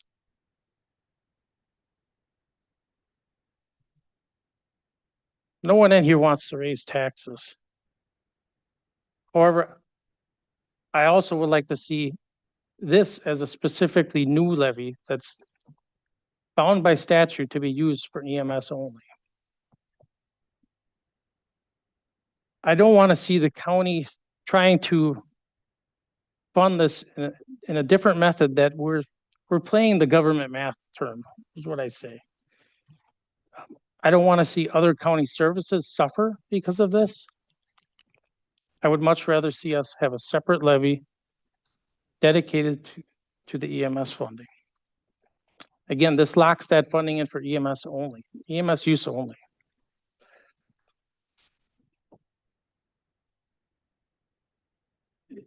If this doesn't get approved through an EMS levy alone,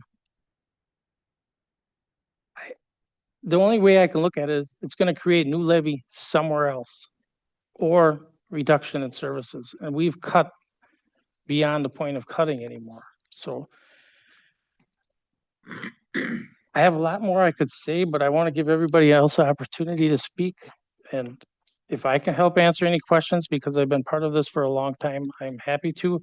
I want to give credit to a lot of people that are sitting behind you over there and the work that they have done to get us to this point. So that's my spiel for now. Thank you. Supervisor Bossert, thank you for your patience. Yep, I appreciate that, Mr. Chair. So I want to make sure that what we're seeing tonight has not changed since the last public safety meeting, other than potentially pulling out that admin fee. Is that correct? That is correct, Supervisor. Okay. Some of the municipalities right now are complaining that they feel like they're being bullied into this. What's going on there that we're hearing that complaint? Since the current proposal was solidified on July 6th, we had asked each community to pass a resolution in the support of the continued discussion of this EMS proposal. And I believe that some of them, particular south of us here, have identified that they were being bullied because they had some resolution or a memo attached to a resolution that was in their packet that they read. And I don't write the resolutions.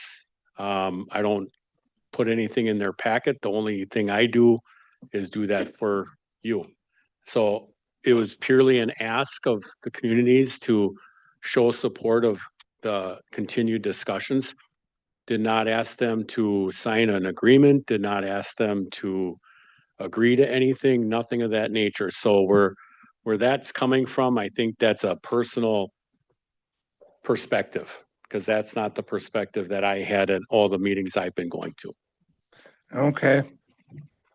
Now, a couple of communities are talking about not participating in this. How does that affect those communities if they choose not to participate? I'd like to just, if I could, Supervisor, Yeah, go ahead. tag on to Yeah, the go ahead. previous question, and then I'll try to tackle that question. Yeah. I want to be real clear, and there's a number of chiefs in this room who can attest to this, a number of chief elected officials. If I said it once, I said it 150 times to that group, to the work group, to all of us in rooms together. This has to be a proposal that comes from you to us. This cannot be Josh Schoman and Dave Sager making a proposal to the county board. This is the proposal that they as a group together built. Now, were we part of getting it to a point that it was presentable? 100%. I wouldn't bring you a proposal that I thought had no chance in hell, which is why I was against the sales tax referendum, because it had no chance in hell. But all along this process, we have said, you guys have to be the ones who are presenting and asking and proposing. So when it came time to actually have a proposal, that was where we need you guys to pass resolutions saying you want this.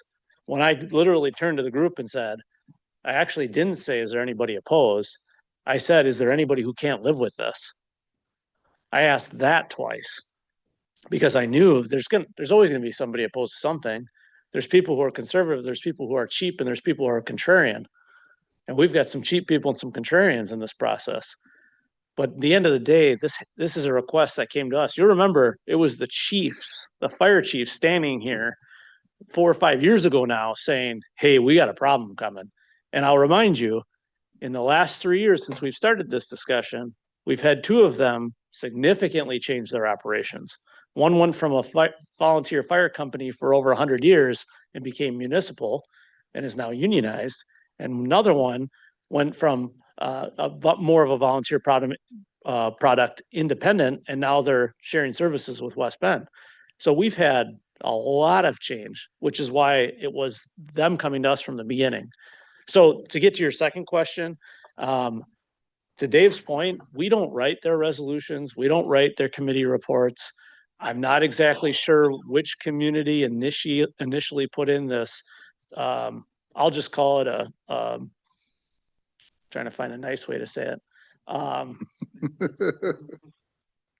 A scarecrow type of an argument that somehow the county would tax money and then keep it for ourselves or share it with some and not others. I mean, we don't do that. Sheriff's Department responds to every community in the county, right? The intent and a big part of the pushback in the back and forth that Supervisor Newman described was how do you make sure it's an equitable tax in and tax back out? At one point, we were talking about taxing, of course, we tax equalized value basis, right? At one point, we were talking about sending it back per capita because it's humans that you're responding to on EMS calls. But the chief elected's made it extremely clear. We want dollar in, dollar out. That's why 80% of the money in their proposal as is, irrespective of the 300,000 we're getting rid of, 80% of the money is dollar in, dollar out. My anticipation would be we'd have that with each municipality. What they do with it after that is up to them. Except statutorily, it has to go to EMS. And every community in the county has some level of EMS they're paying for, even if it's only rent for storing an ambulance. So I'm not sure where that came from. I think it's a straw man argument, a scarecrow argument, but it's not a real thing. Okay, so if a municipality decides not to participate in this, how are they impacted then? It's a false premise. I'm rejecting the premise. It's like somebody saying, I'm not taking shared revenue. You taxed my people income tax and I'm not accepting your shared revenue. Name a community in the state that does that. It's asinine. Okay. It's a false premise. Yep. So then, next question I have, I'm trying to think how to phrase this.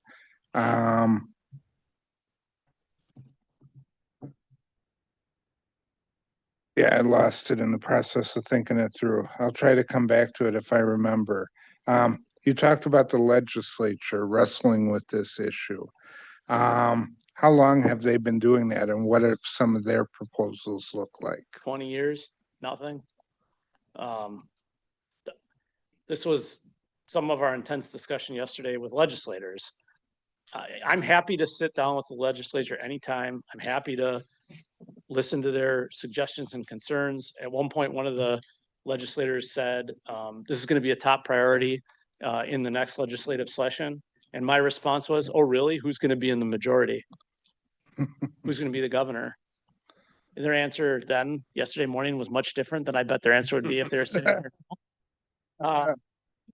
But I mean, I think it illustrates the fact, like, and I ended this way. I'm happy to have you guys there. If you're able and willing to pass something in the budget that helps, that's wonderful. I'm not waiting for you anymore. We've been waiting 20 years. Tax levy limits as they are today, or a version of as they are today, have been in place since 2005.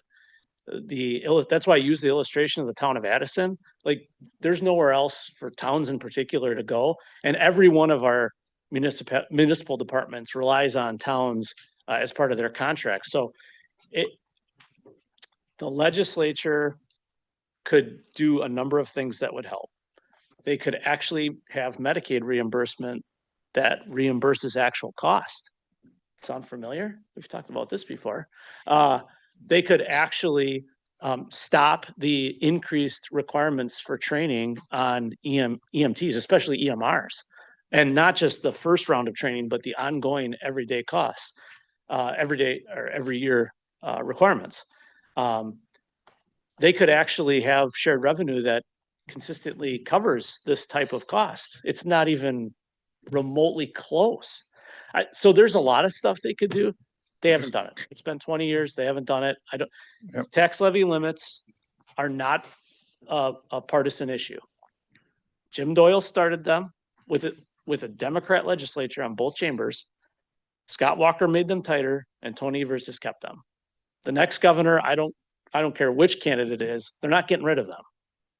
And they're both running on, we need to lower property taxes.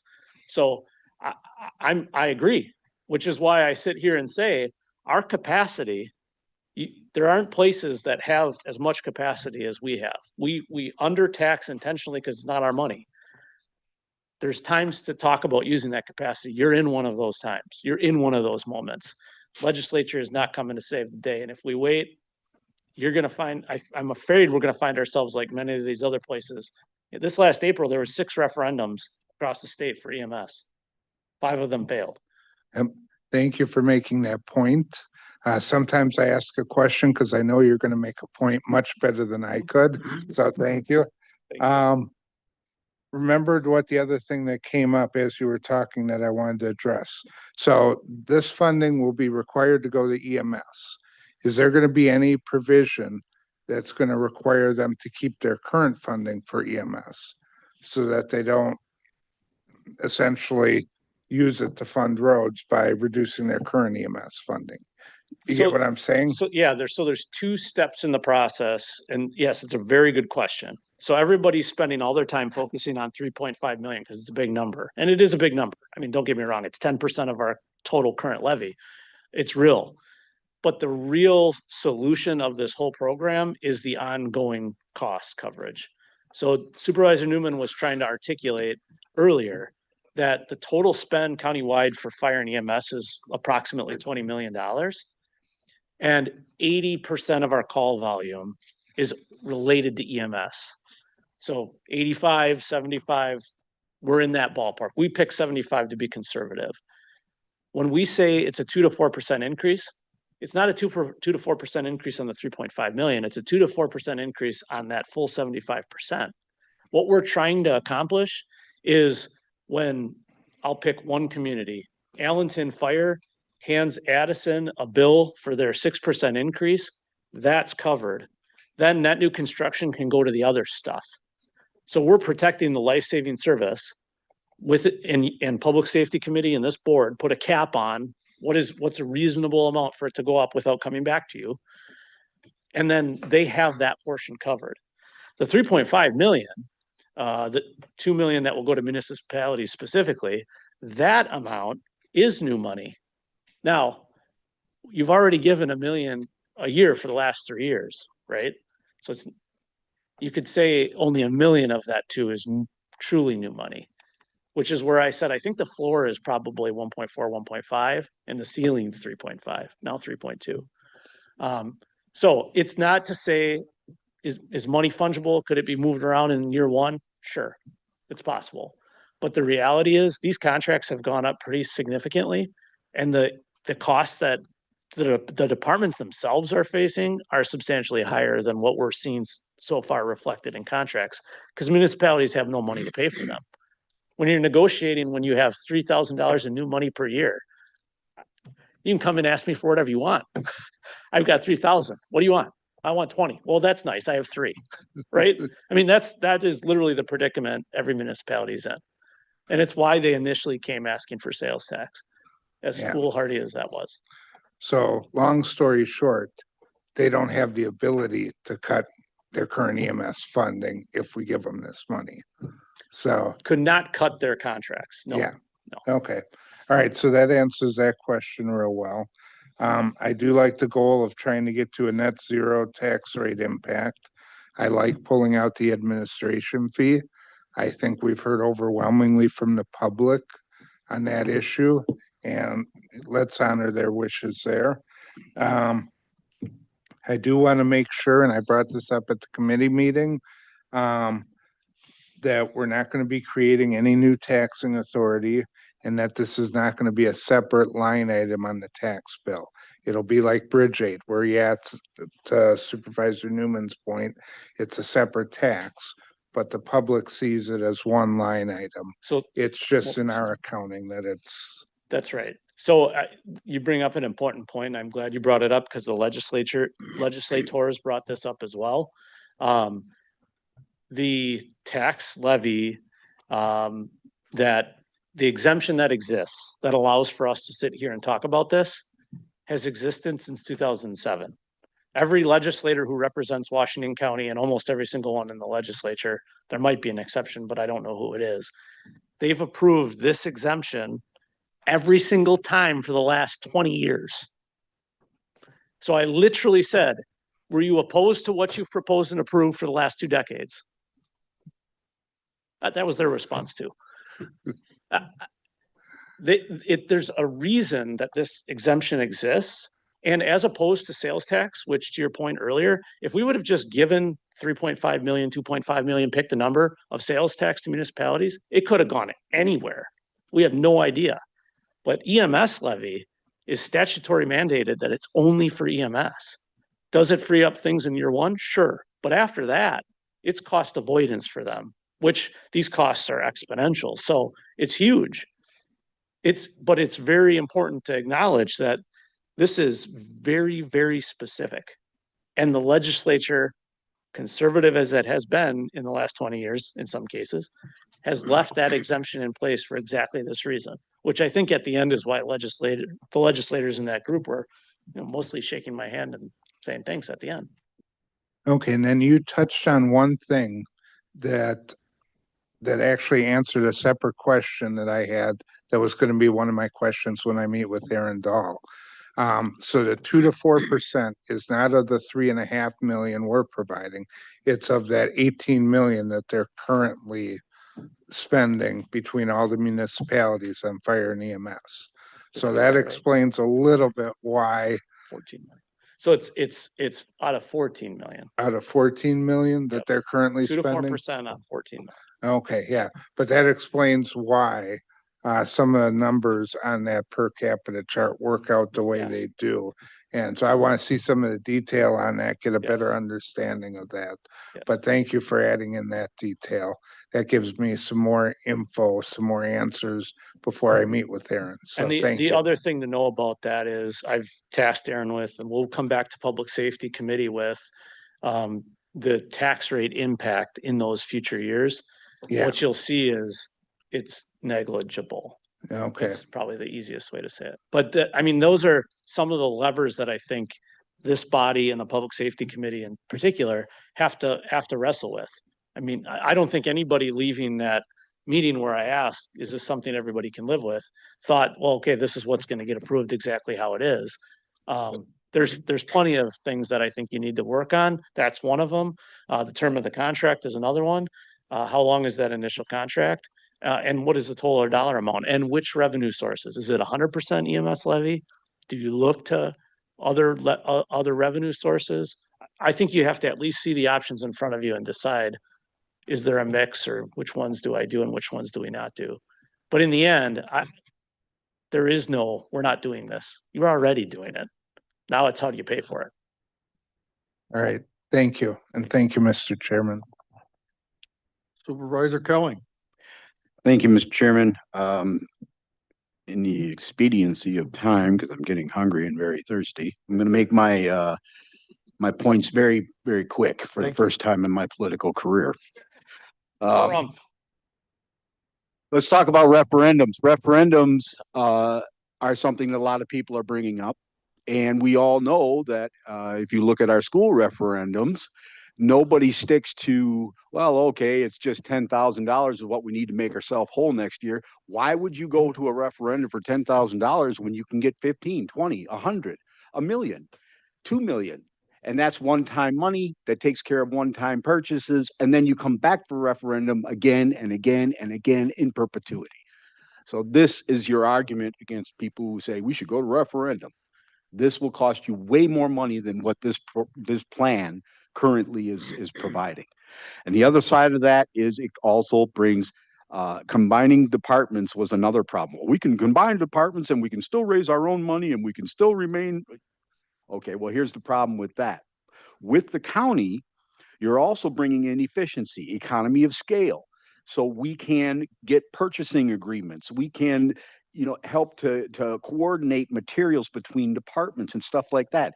We can also make it a lean, mean, efficient department across all departments, not just 2 or 3 that decided to group up. And remember, when you group up with another department, you do lose some of your autonomy, which is the main argument that you had. We don't want to lose our autonomy. Okay. This program also supports volunteers. There's really currently no other thing that's supporting volunteers. So there is no way to get volunteers into these departments. This is the first of its type to be able to actually do that. And I'm sure the departments are trying to do their own thing, best they can, but they have very limited resources to offer anything other than, hey, we have a great cookout, or a great party at the end of the year, and those are nice things. I'm not trying to belittle them, but I understand your limitations here. This would severely help in bringing up those numbers of volunteers that we desperately need. And I'm sure you chiefs are already out there pounding the pavement, and I appreciate all the work that you're doing. But I think Josh made a very interesting and very astute point. This isn't a top-down solution. This is a bottom-up solution.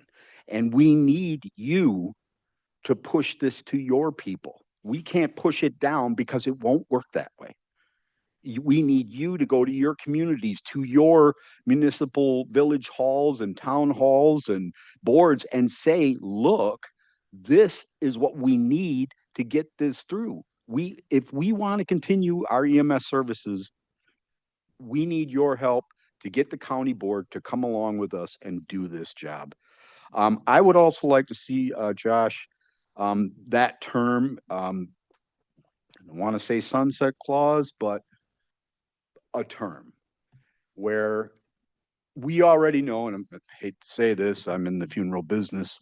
At the end of this, people are going to start dropping off. That's what happens. So you've seen that big line where everybody's over 85. They won't stay over 85 for long. They'll kind of stay at 85 and that'll be the end of it. So that could dynamically change the way this program works. Okay, so, and when you look at the numbers from what I've seen from Mr. Seeger's report, it looks like 8 years seems to be that kind of drop off line where we start to see a change where it starts to kind of drop down. That was the philosophy. I think it was mostly the administrators who suggested the 8 years, largely for that reason. It also gives them some certainty. I think at a minimum, a 5-year initial term. Yeah. One thing we didn't talk about at all thus far, but the Public Safety Committee did and has actually directed staff to draft is some SMART goals that prove that there's consolidation or shared services or cooperation happening. And there's already conversations starting of, regionalization in the southern part of the county and shared operations in the northern part of the county. So, but I do want to hit on that referendum issue that you brought up because it's really important. when this whole process started, there was really two communities who started the conversation. It was the city of Hartford and the village of Germantown. They led the charge to begin with. And it's interesting because the village of Germantown had just passed a referendum adding, I think it was 10 new firemen and paramedics. And Richfield was shortly thereafter.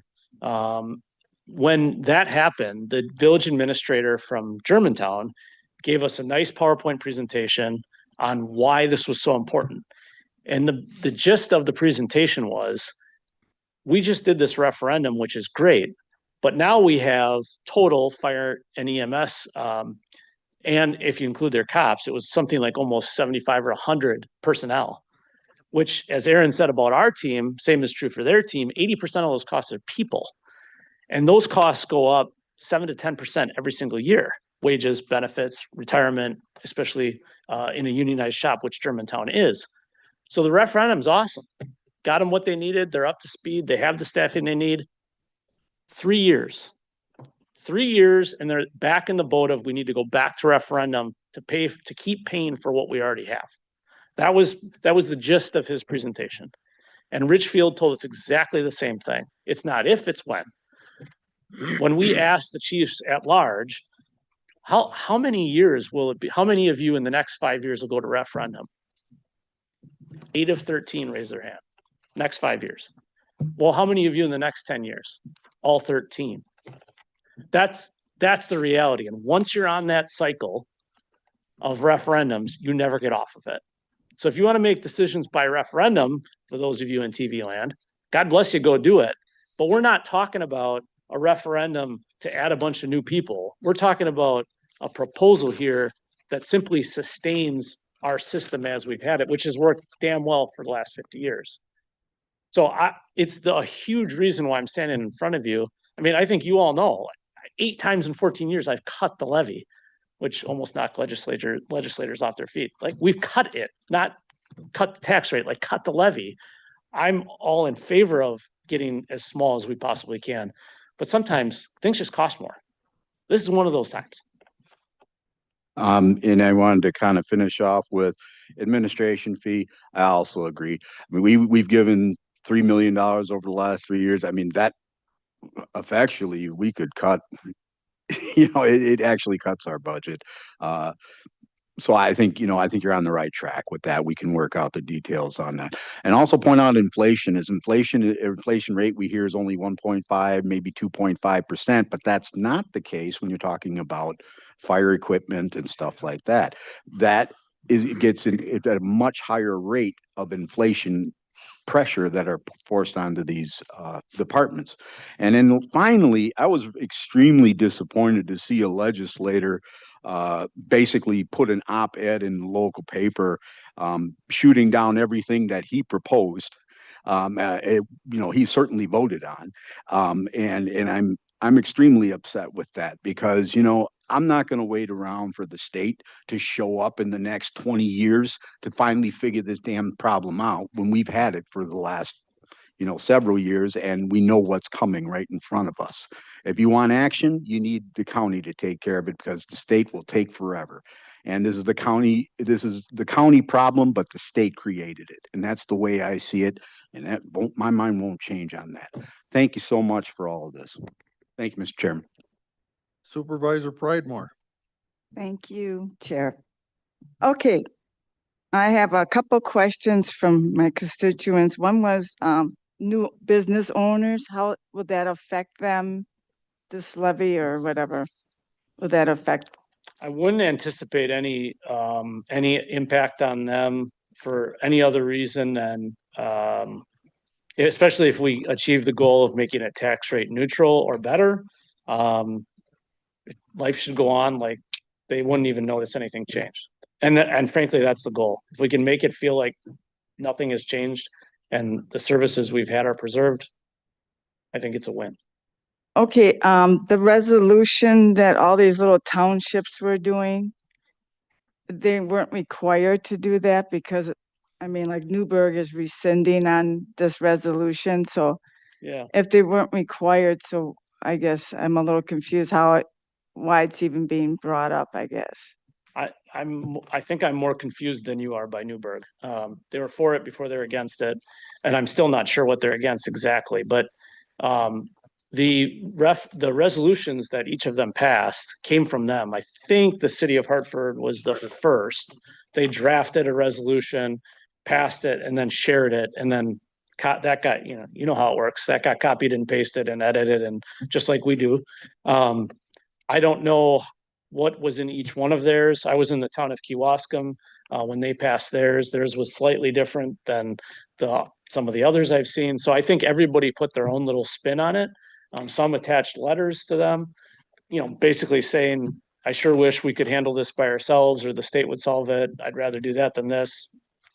Those aren't options. They're nice letters. But so everybody had kind of their own approach, and they certainly don't need to approve it. And you don't need them to do anything for you to make a decision. Well, it's really up to us, isn't Exactly. it? That's my So- point. It is. It's your decision. Okay, well, I guess, and I do like the idea of deleting the $300,000. We'll do it. Thank you very much. Supervisor Troutner. Thank you. I wanted to thank the chairperson and Doug and Dave and Josh and all the firefighters and chief elected officials and administrators for all your time on this. This is something I think is really, really needed. When I first got on the board, I remember we had a strategic planning session where we numbered like, oh, here's our main things. And EMS help was at the top of the list. I think we all agreed on that. I'm a town clerk also, and I did not know how we would have met our budget without the county's help.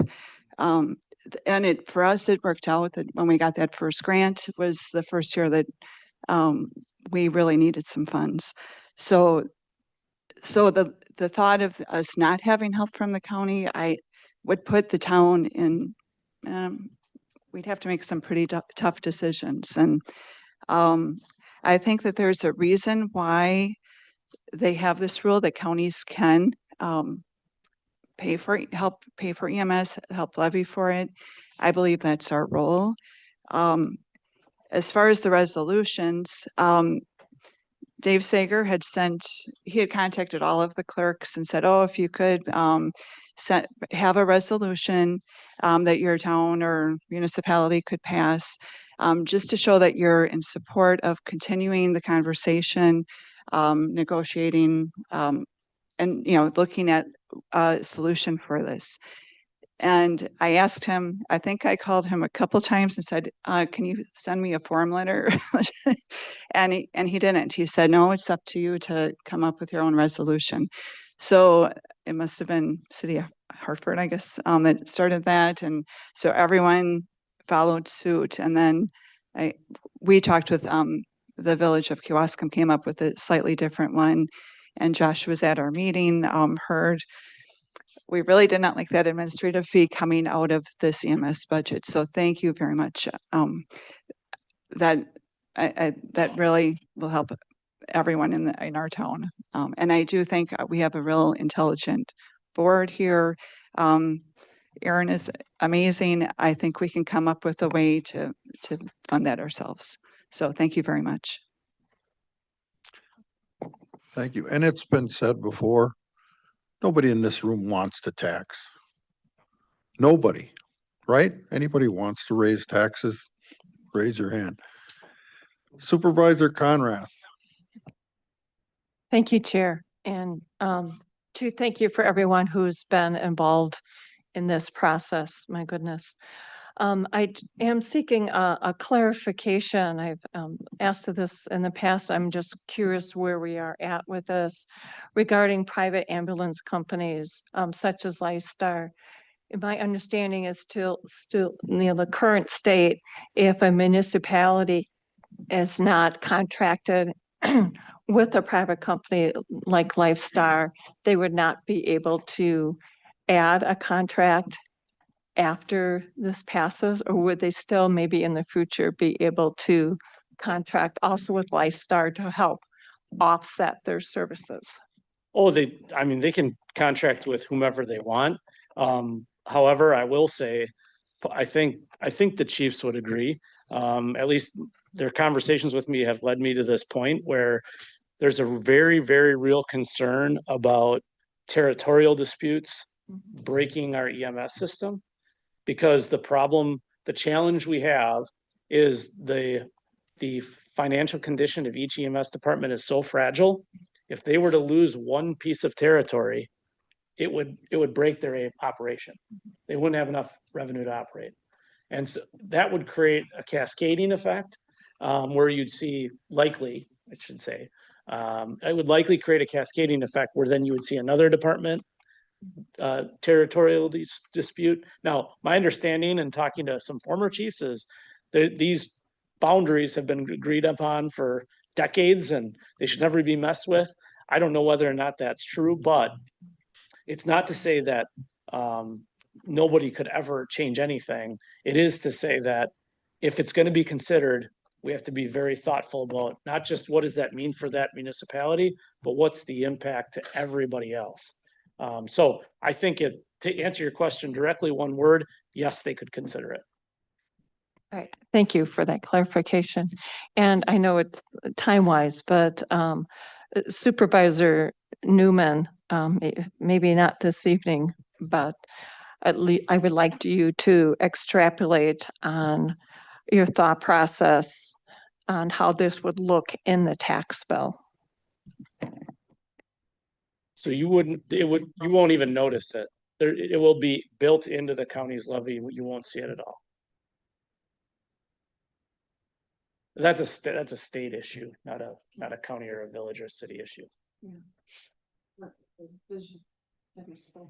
So I'm not quite sure the question exactly. I think it's the same question that Supervisor Bossert asked. It's not going to be a specific line item. It's going to be in the county's portion of your tax bill. Is that the question you're asking? Yes, when you first spoke, you identified a potential process to kind of call this out and separate it. Not for the taxpayer, but it will be for you, the county board. For us, but yes. And So what it that can't money be- that's levied is something that we can't use anything for any other reason in the county except to distribute and use towards this EMS program. And a similar example would be our library levy. That can't be used for anything other than libraries, or road and bridge aid can't be used for anything but road and bridges. So my comment, and maybe I confused you, was my recommendation is we utilize the EMS levy to fund this and not utilize a portion of the EMS funding and a portion of sales tax, because we use the full amount for EMS levy, then it's guaranteed by law to be used for that and can't change. That was my statement. And maybe I confused you when I said that. And maybe I'm confusing you more now. I don't know. No, yeah, I appreciate it. I think that's important too. And for the concerns of several, people out there too, who, keep reaching out to us. Thank you. Supervisor Shadrin. Thank you, Chairman. One thing I want to bring to everybody's attention that's kind of come along here is we talked about cost control. Supervisor Kelly brought it up already, and you guys covered it already. But one issue I've been finding, and we talked about it before, Josh, is the town of West Bend, not a city of West Bend fire departments, sending them an updated contract, and it's ridiculous. They want the town of West Bend to buy them a pumper on top of all the normal fees, and they want what was a 10-year contract. Something I don't know the particulars, but it was ridiculous. So I guess we just got to keep our eye out, make sure that this kind of thing, and I don't think it's gonna go far, but just to make sure it doesn't happen elsewhere, right? I think the beauty of this project, irrespective of where between 1.4 and 3.5 you land, you've got the fire chiefs talking like they've never talked before amongst themselves. You've got the chief electeds talking with them amongst themselves like they've never done before. And now you've got all of them talking. when situations come up, whether it's somebody wants to look at contracting with otherwise, or there's a contractual issue that's gonna have impacts on other people, these things are getting discussed, and sometimes it's uncomfortable, but previously, that'd be left to just a couple of people working it out in a room. Now, you've got everybody collectively tackling it, trying to say, how do we do this without it, blowing up the system or exploding costs? Is it gonna be perfect? No, I mean, there just isn't a perfect, but it hopefully accommodates for concerns like the one you're raising. Yeah, well, that's just one item that came up. Yep. So I just wanted to make sure I Oh, yeah, brought it to I the got a public. call the day it was received. Yeah, you bet. Thank you. Yeah. Supervisor Krebs. Thank you.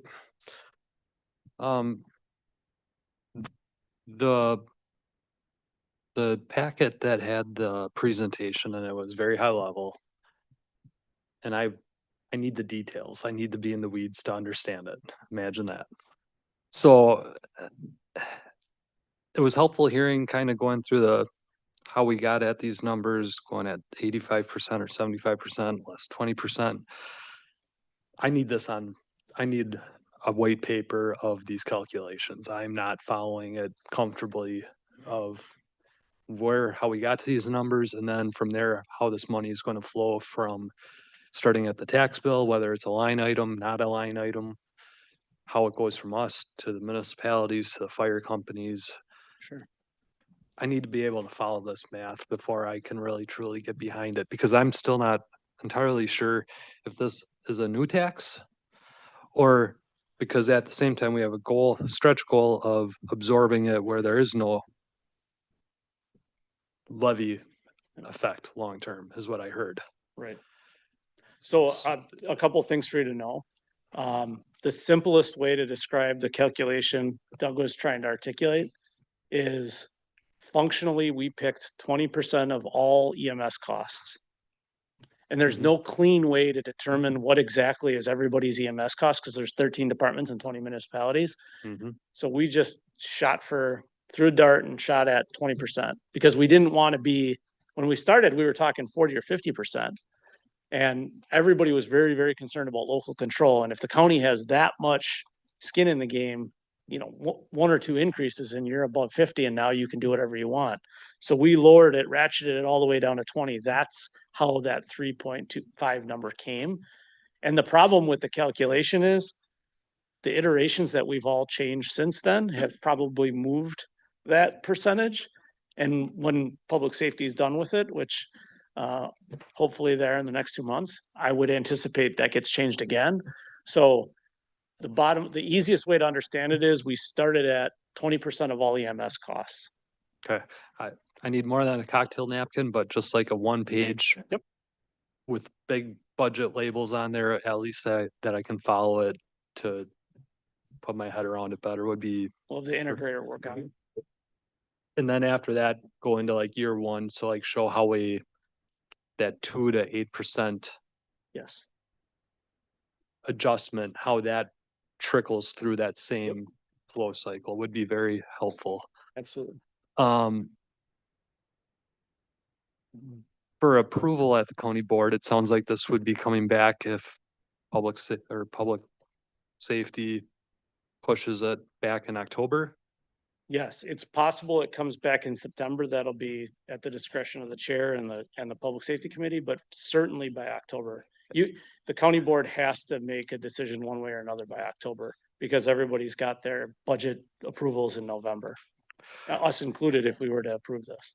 The resolution that comes back to us at that 1 to 2 meetings out, what type of a resolution will that be? Is that just going to be very generic, high level again? And are we just turning over authority to the chair or to the executive to execute the details of it, the agreements?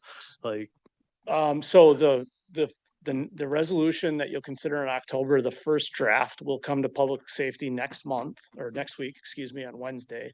And then the final draft will be approving a countywide EMS system. You're not approving the levy, you're not approving how the money flows. We can have that in backup documentation. So this 1 page you're asking for can specify here's what public safety is saying we're recommending. But the resolution itself is very statutorily driven. You have to first establish a countywide EMS system. And then once that's done, we come back to you in November, and in November, you're actually approving the levy. And that's when you'll see how. Filling in the details. Correct. We can give you a draft. And that's in something this board October. will be approving, not like a lot of other things where we turn over the final documents, contracts just to you or whoever to Correct. execute. Correct. So it's important to know that when I say you're creating a countywide EMS system, it's not a new tax. It's your existing levy. There's just like 5 different buckets inside your existing levy. You've never had water in this bucket. You'll be putting water in this bucket for the first time.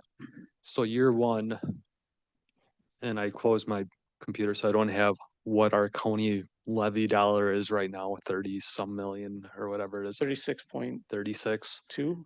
Year one, is that going to be 38 something then, or is it Under still- this proposal, we go from 36.2 to 39.7. So to the Joe Schmo taxpayer, common taxpayer, the county will be increasing taxes. The property tax levy would go up in every single scenario. Yes. What was your scenario then? And it was a levy or was it levy rate that you would try to make that absorb it and go back down to zero? The goal is to get the rate to go be at 0 or lower. The rate. The rate. So So for an house average values are home- going up next year and the rate's going to drop and we'll be back and If for the average home that didn't have a reevaluation or an addition of any kind, their county portion of their tax bill should stay flat. If you put on an addition or you're in one of the municipalities that just had a reevaluation, you're gonna see a big change anyway. I just can't tell you what it's gonna be. And were you talking initially, it was a 12 cents increase, but That was somewhere in assuming there, a someone flat said property value. a 4% increase. That was a 4 cent. 4 cent. Yeah. Yep. So we did the initial calculation from the 6-year financial plan. There's that little 3rd grade math equation. Yep. Right? So the numerator is the tax levy, the denominator is property value. Mhm. Property value has grown by 7.5%.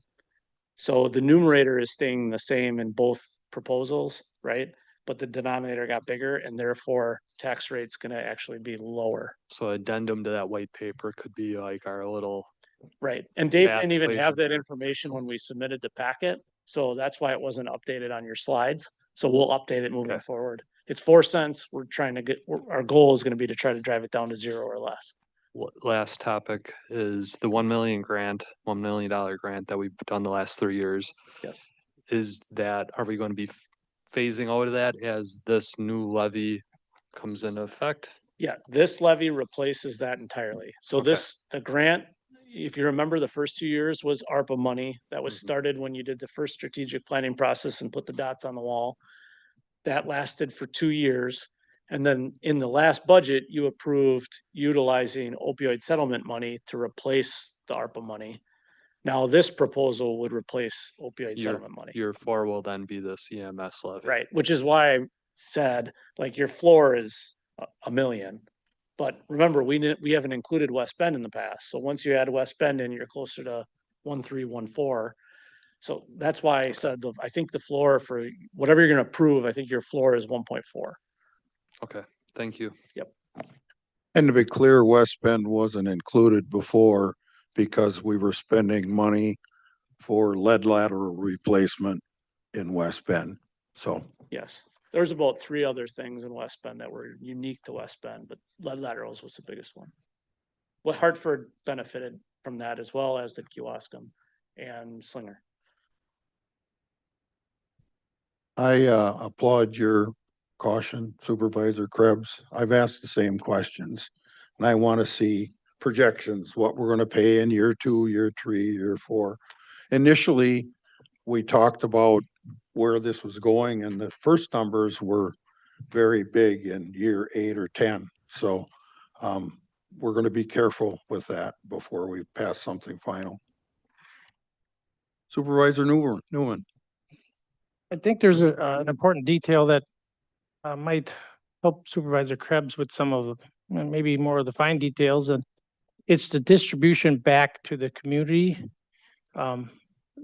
I could send that over to you if you want to cover that, the percentage of split and how that all works. Sure. I'll let you handle that, but I think that's important. to Yeah, mention. and I'd encourage you all to go back to that Public Safety Committee. I mentioned committee packet. I mentioned in my comments at the beginning, in the fiscal effect portion of that committee report, we bullet out exactly what the impact is both to the taxpayer and county government.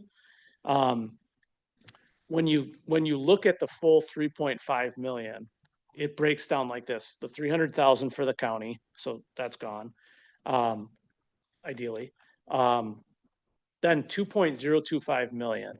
So the vast majority of these dollars are going back to the municipality.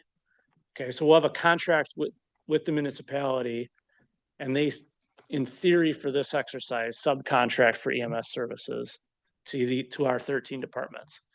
So 2.025 comes into the county from equalized value, and it goes right back to the municipality, dollar for dollar equalized value. That was the big hangup that I talked about earlier. The next rung of money, if you will, is 675,000.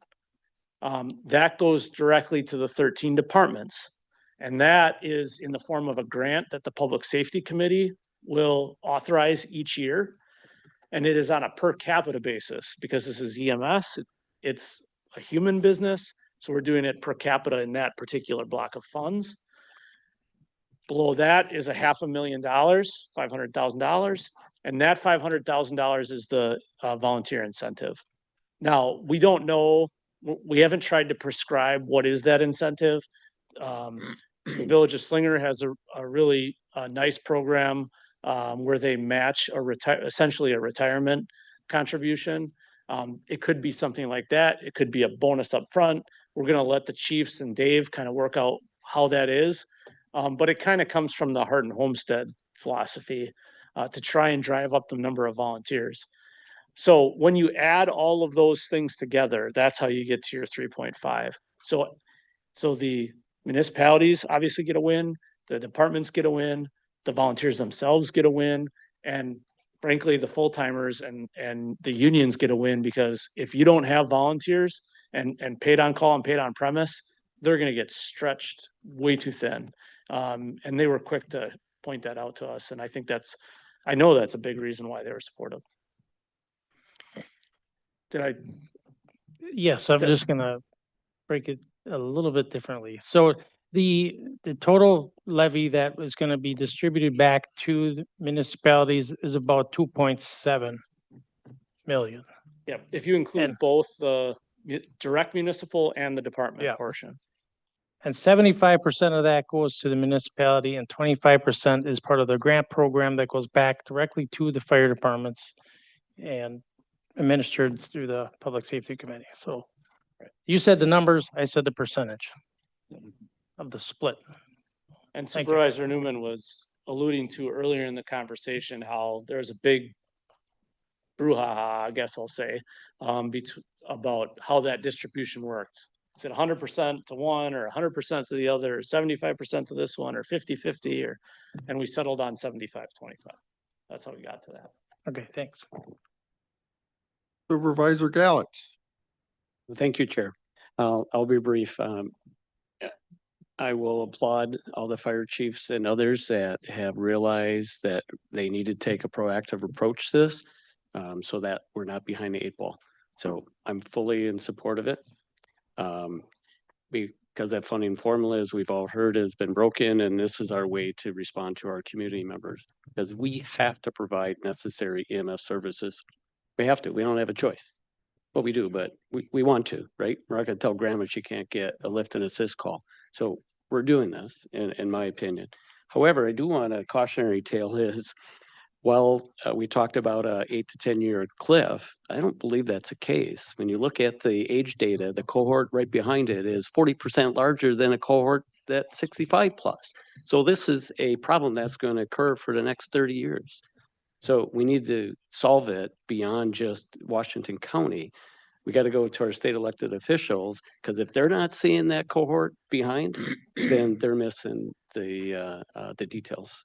And to add to your commentary, what isn't shown in those slides is now the average age of a first-time home buyer is 40 years old. And so when people, in Washington County, that's pretty much all we got. So when people are coming in, they're older than they used to begin with. So, and as you saw, our volunteerism skews heavily over 40. It's just, this whole thing is just a compounding issue. Is a little bit of a world. Supervisor Schwab. Thank you, Mr. Chairman, and thanks to everyone from all walks of life who worked on this to get it this far. As much detail as the county executive has provided for us this evening, we have to recognize that this still is a conceptual idea. There is still a lot of stuff. So as we're looking at, you know, I want this idea, I want this detail, and I want all that. We'll get that, but we're not going to get it tonight.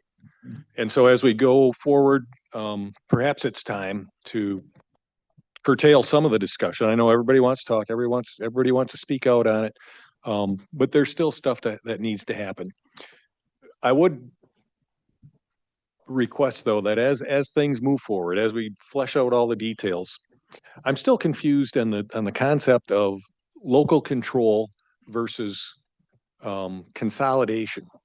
It's, you know, during the report we heard there's a lot of fragmentation between the departments. There's a lot of fragmentation all over the place.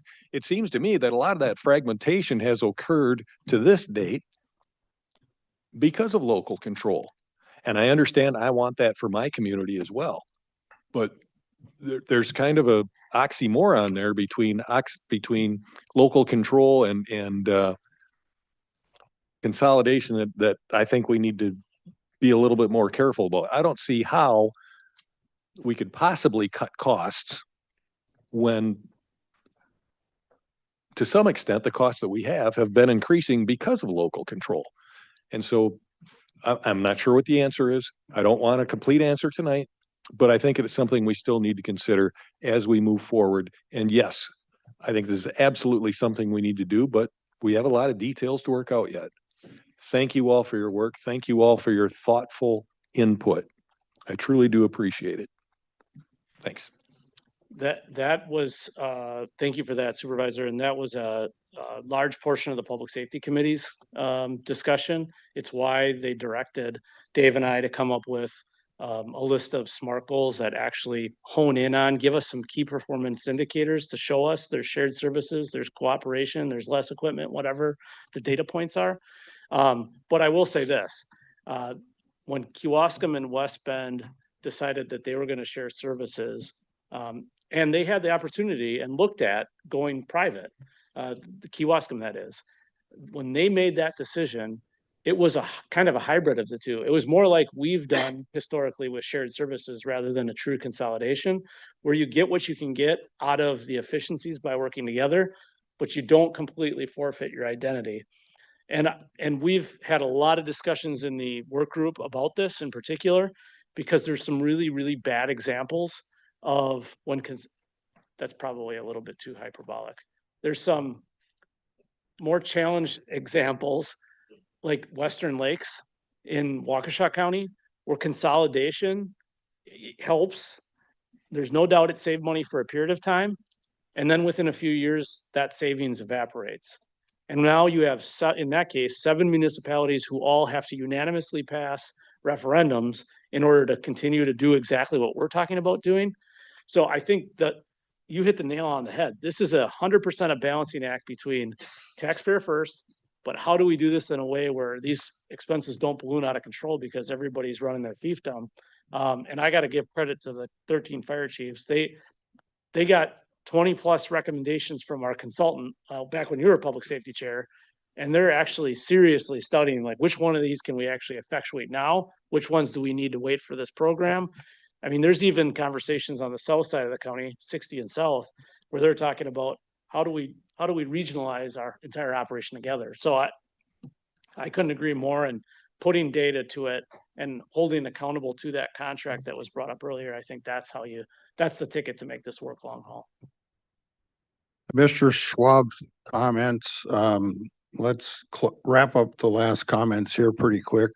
And then we're going to take a short recess because our Irish guests have some logistics things they have to take care of. So Supervisor Mary. Thank you, Chair.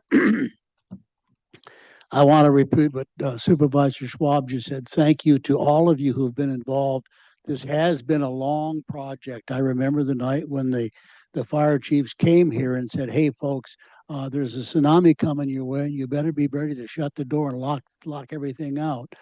I do want to say I want to concur also with what our chairman, our Doug Newman has said.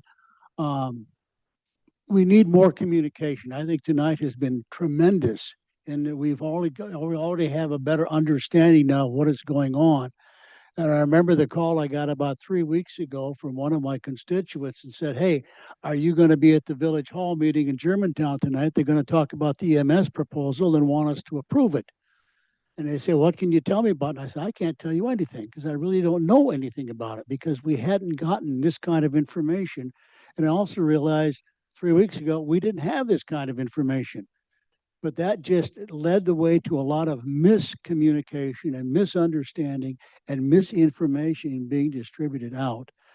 And I know Riker was there that night, Riker Holmes, and I think he did a great job of presenting it. But what the village board in Germantown missed was that they thought they were authorizing approval. When in fact, if they had read the resolution was to continue the discussion. And the whole thing got blown way out because it was misunderstood. The resolution was about continuing the discussion. That's all they were asking for. And it got misinterpreted. And one conversation led to another, which led to another. And it got way out of proportion on this thing. But I do really, all of you who are involved in this committee, you've been living this for the last 4 or 5 years. You know it inside and out. We don't.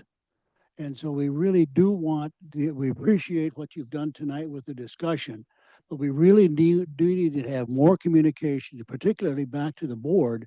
We're getting the phone calls and the emails, and we need to have something to be able to tell our constituents. And I thank you for the evening we've taken tonight, all the time we've taken tonight, because now I've got something I can tell people. Thank you. Supervisor Bossert. Okay, I'll be real quick, Mr. Chairman, and thank you. So I brought this up at Public Safety. I'm going to mention it again for the timeline. For public safety, I think August is too early for us to be able to make any recommendation because our August meeting is actually before even the public listenings sessions. So I lean very heavily towards public safety needs to make this decision at our September meeting. The other thing I'm going to ask from the executive team, you mentioned that this has gone through how many changes over the last 8 months. Going forward, I would ask at each public safety meeting, you have a separate document that says what's changed from the last meeting. If that's nothing, then go ahead and say nothing, just to help it be clear for us what's changed or if nothing's changed. So that's a request I would make. Thank you, Mr. Chairman. Any further comment? We'll take a 10-minute recess.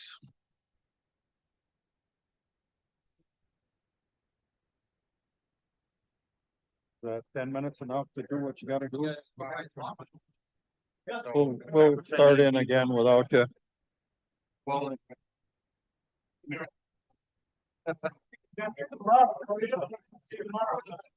I know, it's hot in here. Yeah, we're working on it. We're in a sweat box. Gotta go talk to Scott Schmidt. So who's driving it? You and Tony? Pam?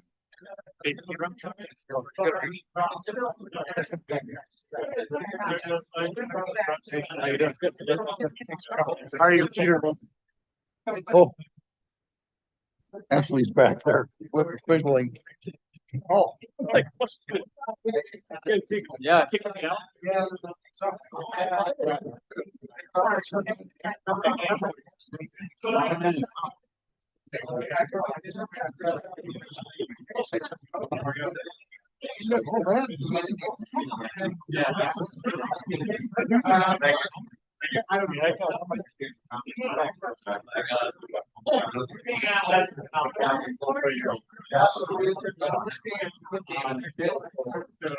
Dave. Oh, over here. This is a big deal. I got room right here. It's much bigger now. I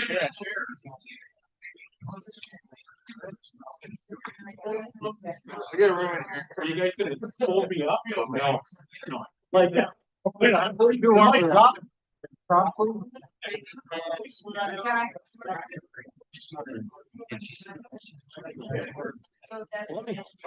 throw that on the firefighter page.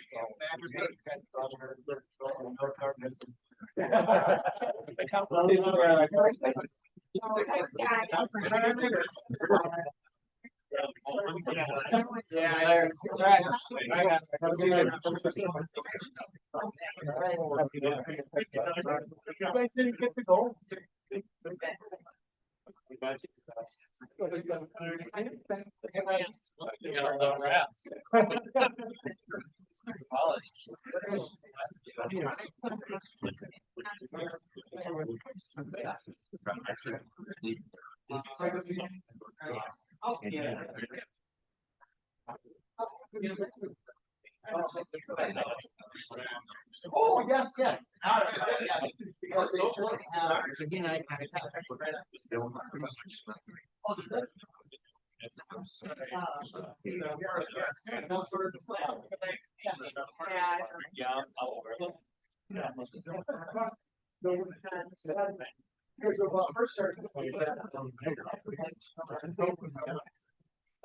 No, no, no.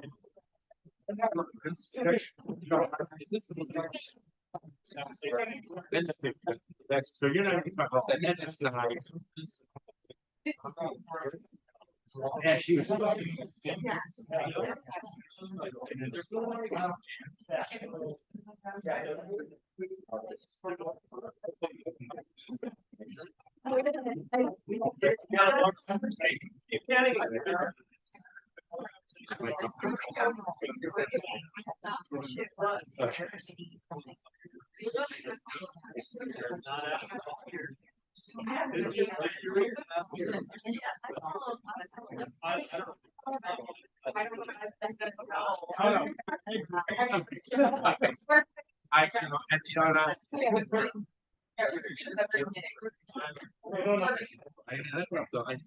Because I actually remember when I do for those like whatever and trying to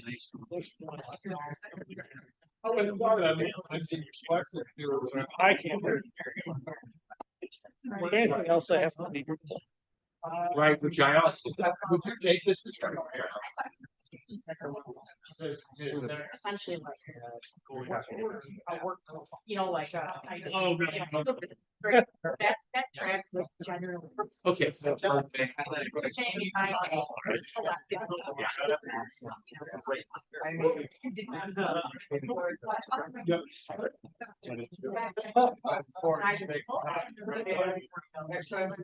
I was working the bar. She was there a lot.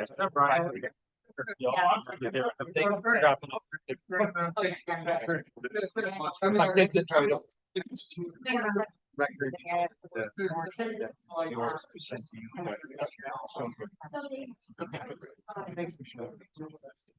So that, so I think that's. They had your six. Yes, that'd be that. Okay. Exactly what I like to write out. Okay, great.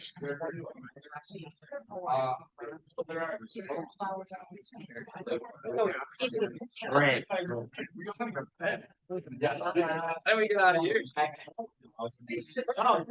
Hey, I'm yeah, okay. No problem. So that we can Yeah. I get it. Who said that? One piece source? Was that for like Samaritan or something? Oh, yeah. We heard you enough. Okay.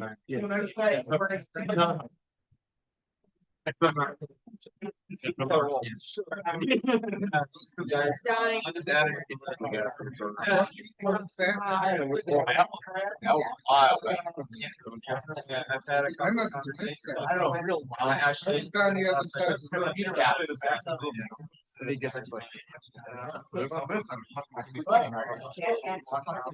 Yeah.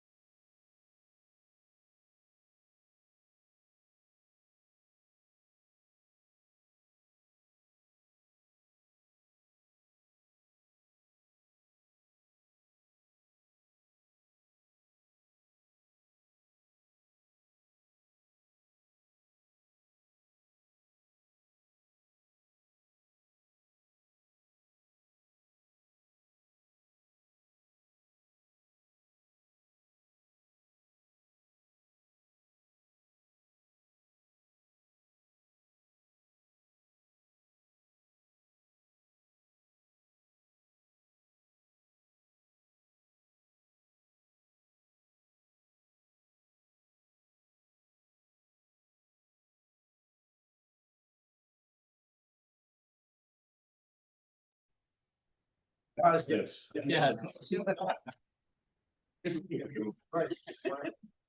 All right, I'm gonna call an end to the recess. We got a couple still missing, but they'll be back and the attorney assures me we have a quorum. So next up is Resolution 18, Amendment 2026-1 of a multi-jurisdictional plan for Washington County 2050. You've been very patient. Oh, there you go. Thank you. Yes. Thank you, Mr. Chairman, and thank you to the county board. My name is Hannah Keckeisen, and I'm the senior municipal planner within the Community Development Department with Washington County. My presentation today will be covering agenda items 6A and 6B. However, they do need to be approved separately. So an application was submitted for a comprehensive plan amendment for a portion of a parcel in the town of Jackson, specifically 0.607 acres. The proposal includes changing the future land use of the comprehensive plan map from agricultural and rural residential to suburban density residential. In 2023, there was a previous amendment that was approved. However, since then, the landowner has acquired this additional land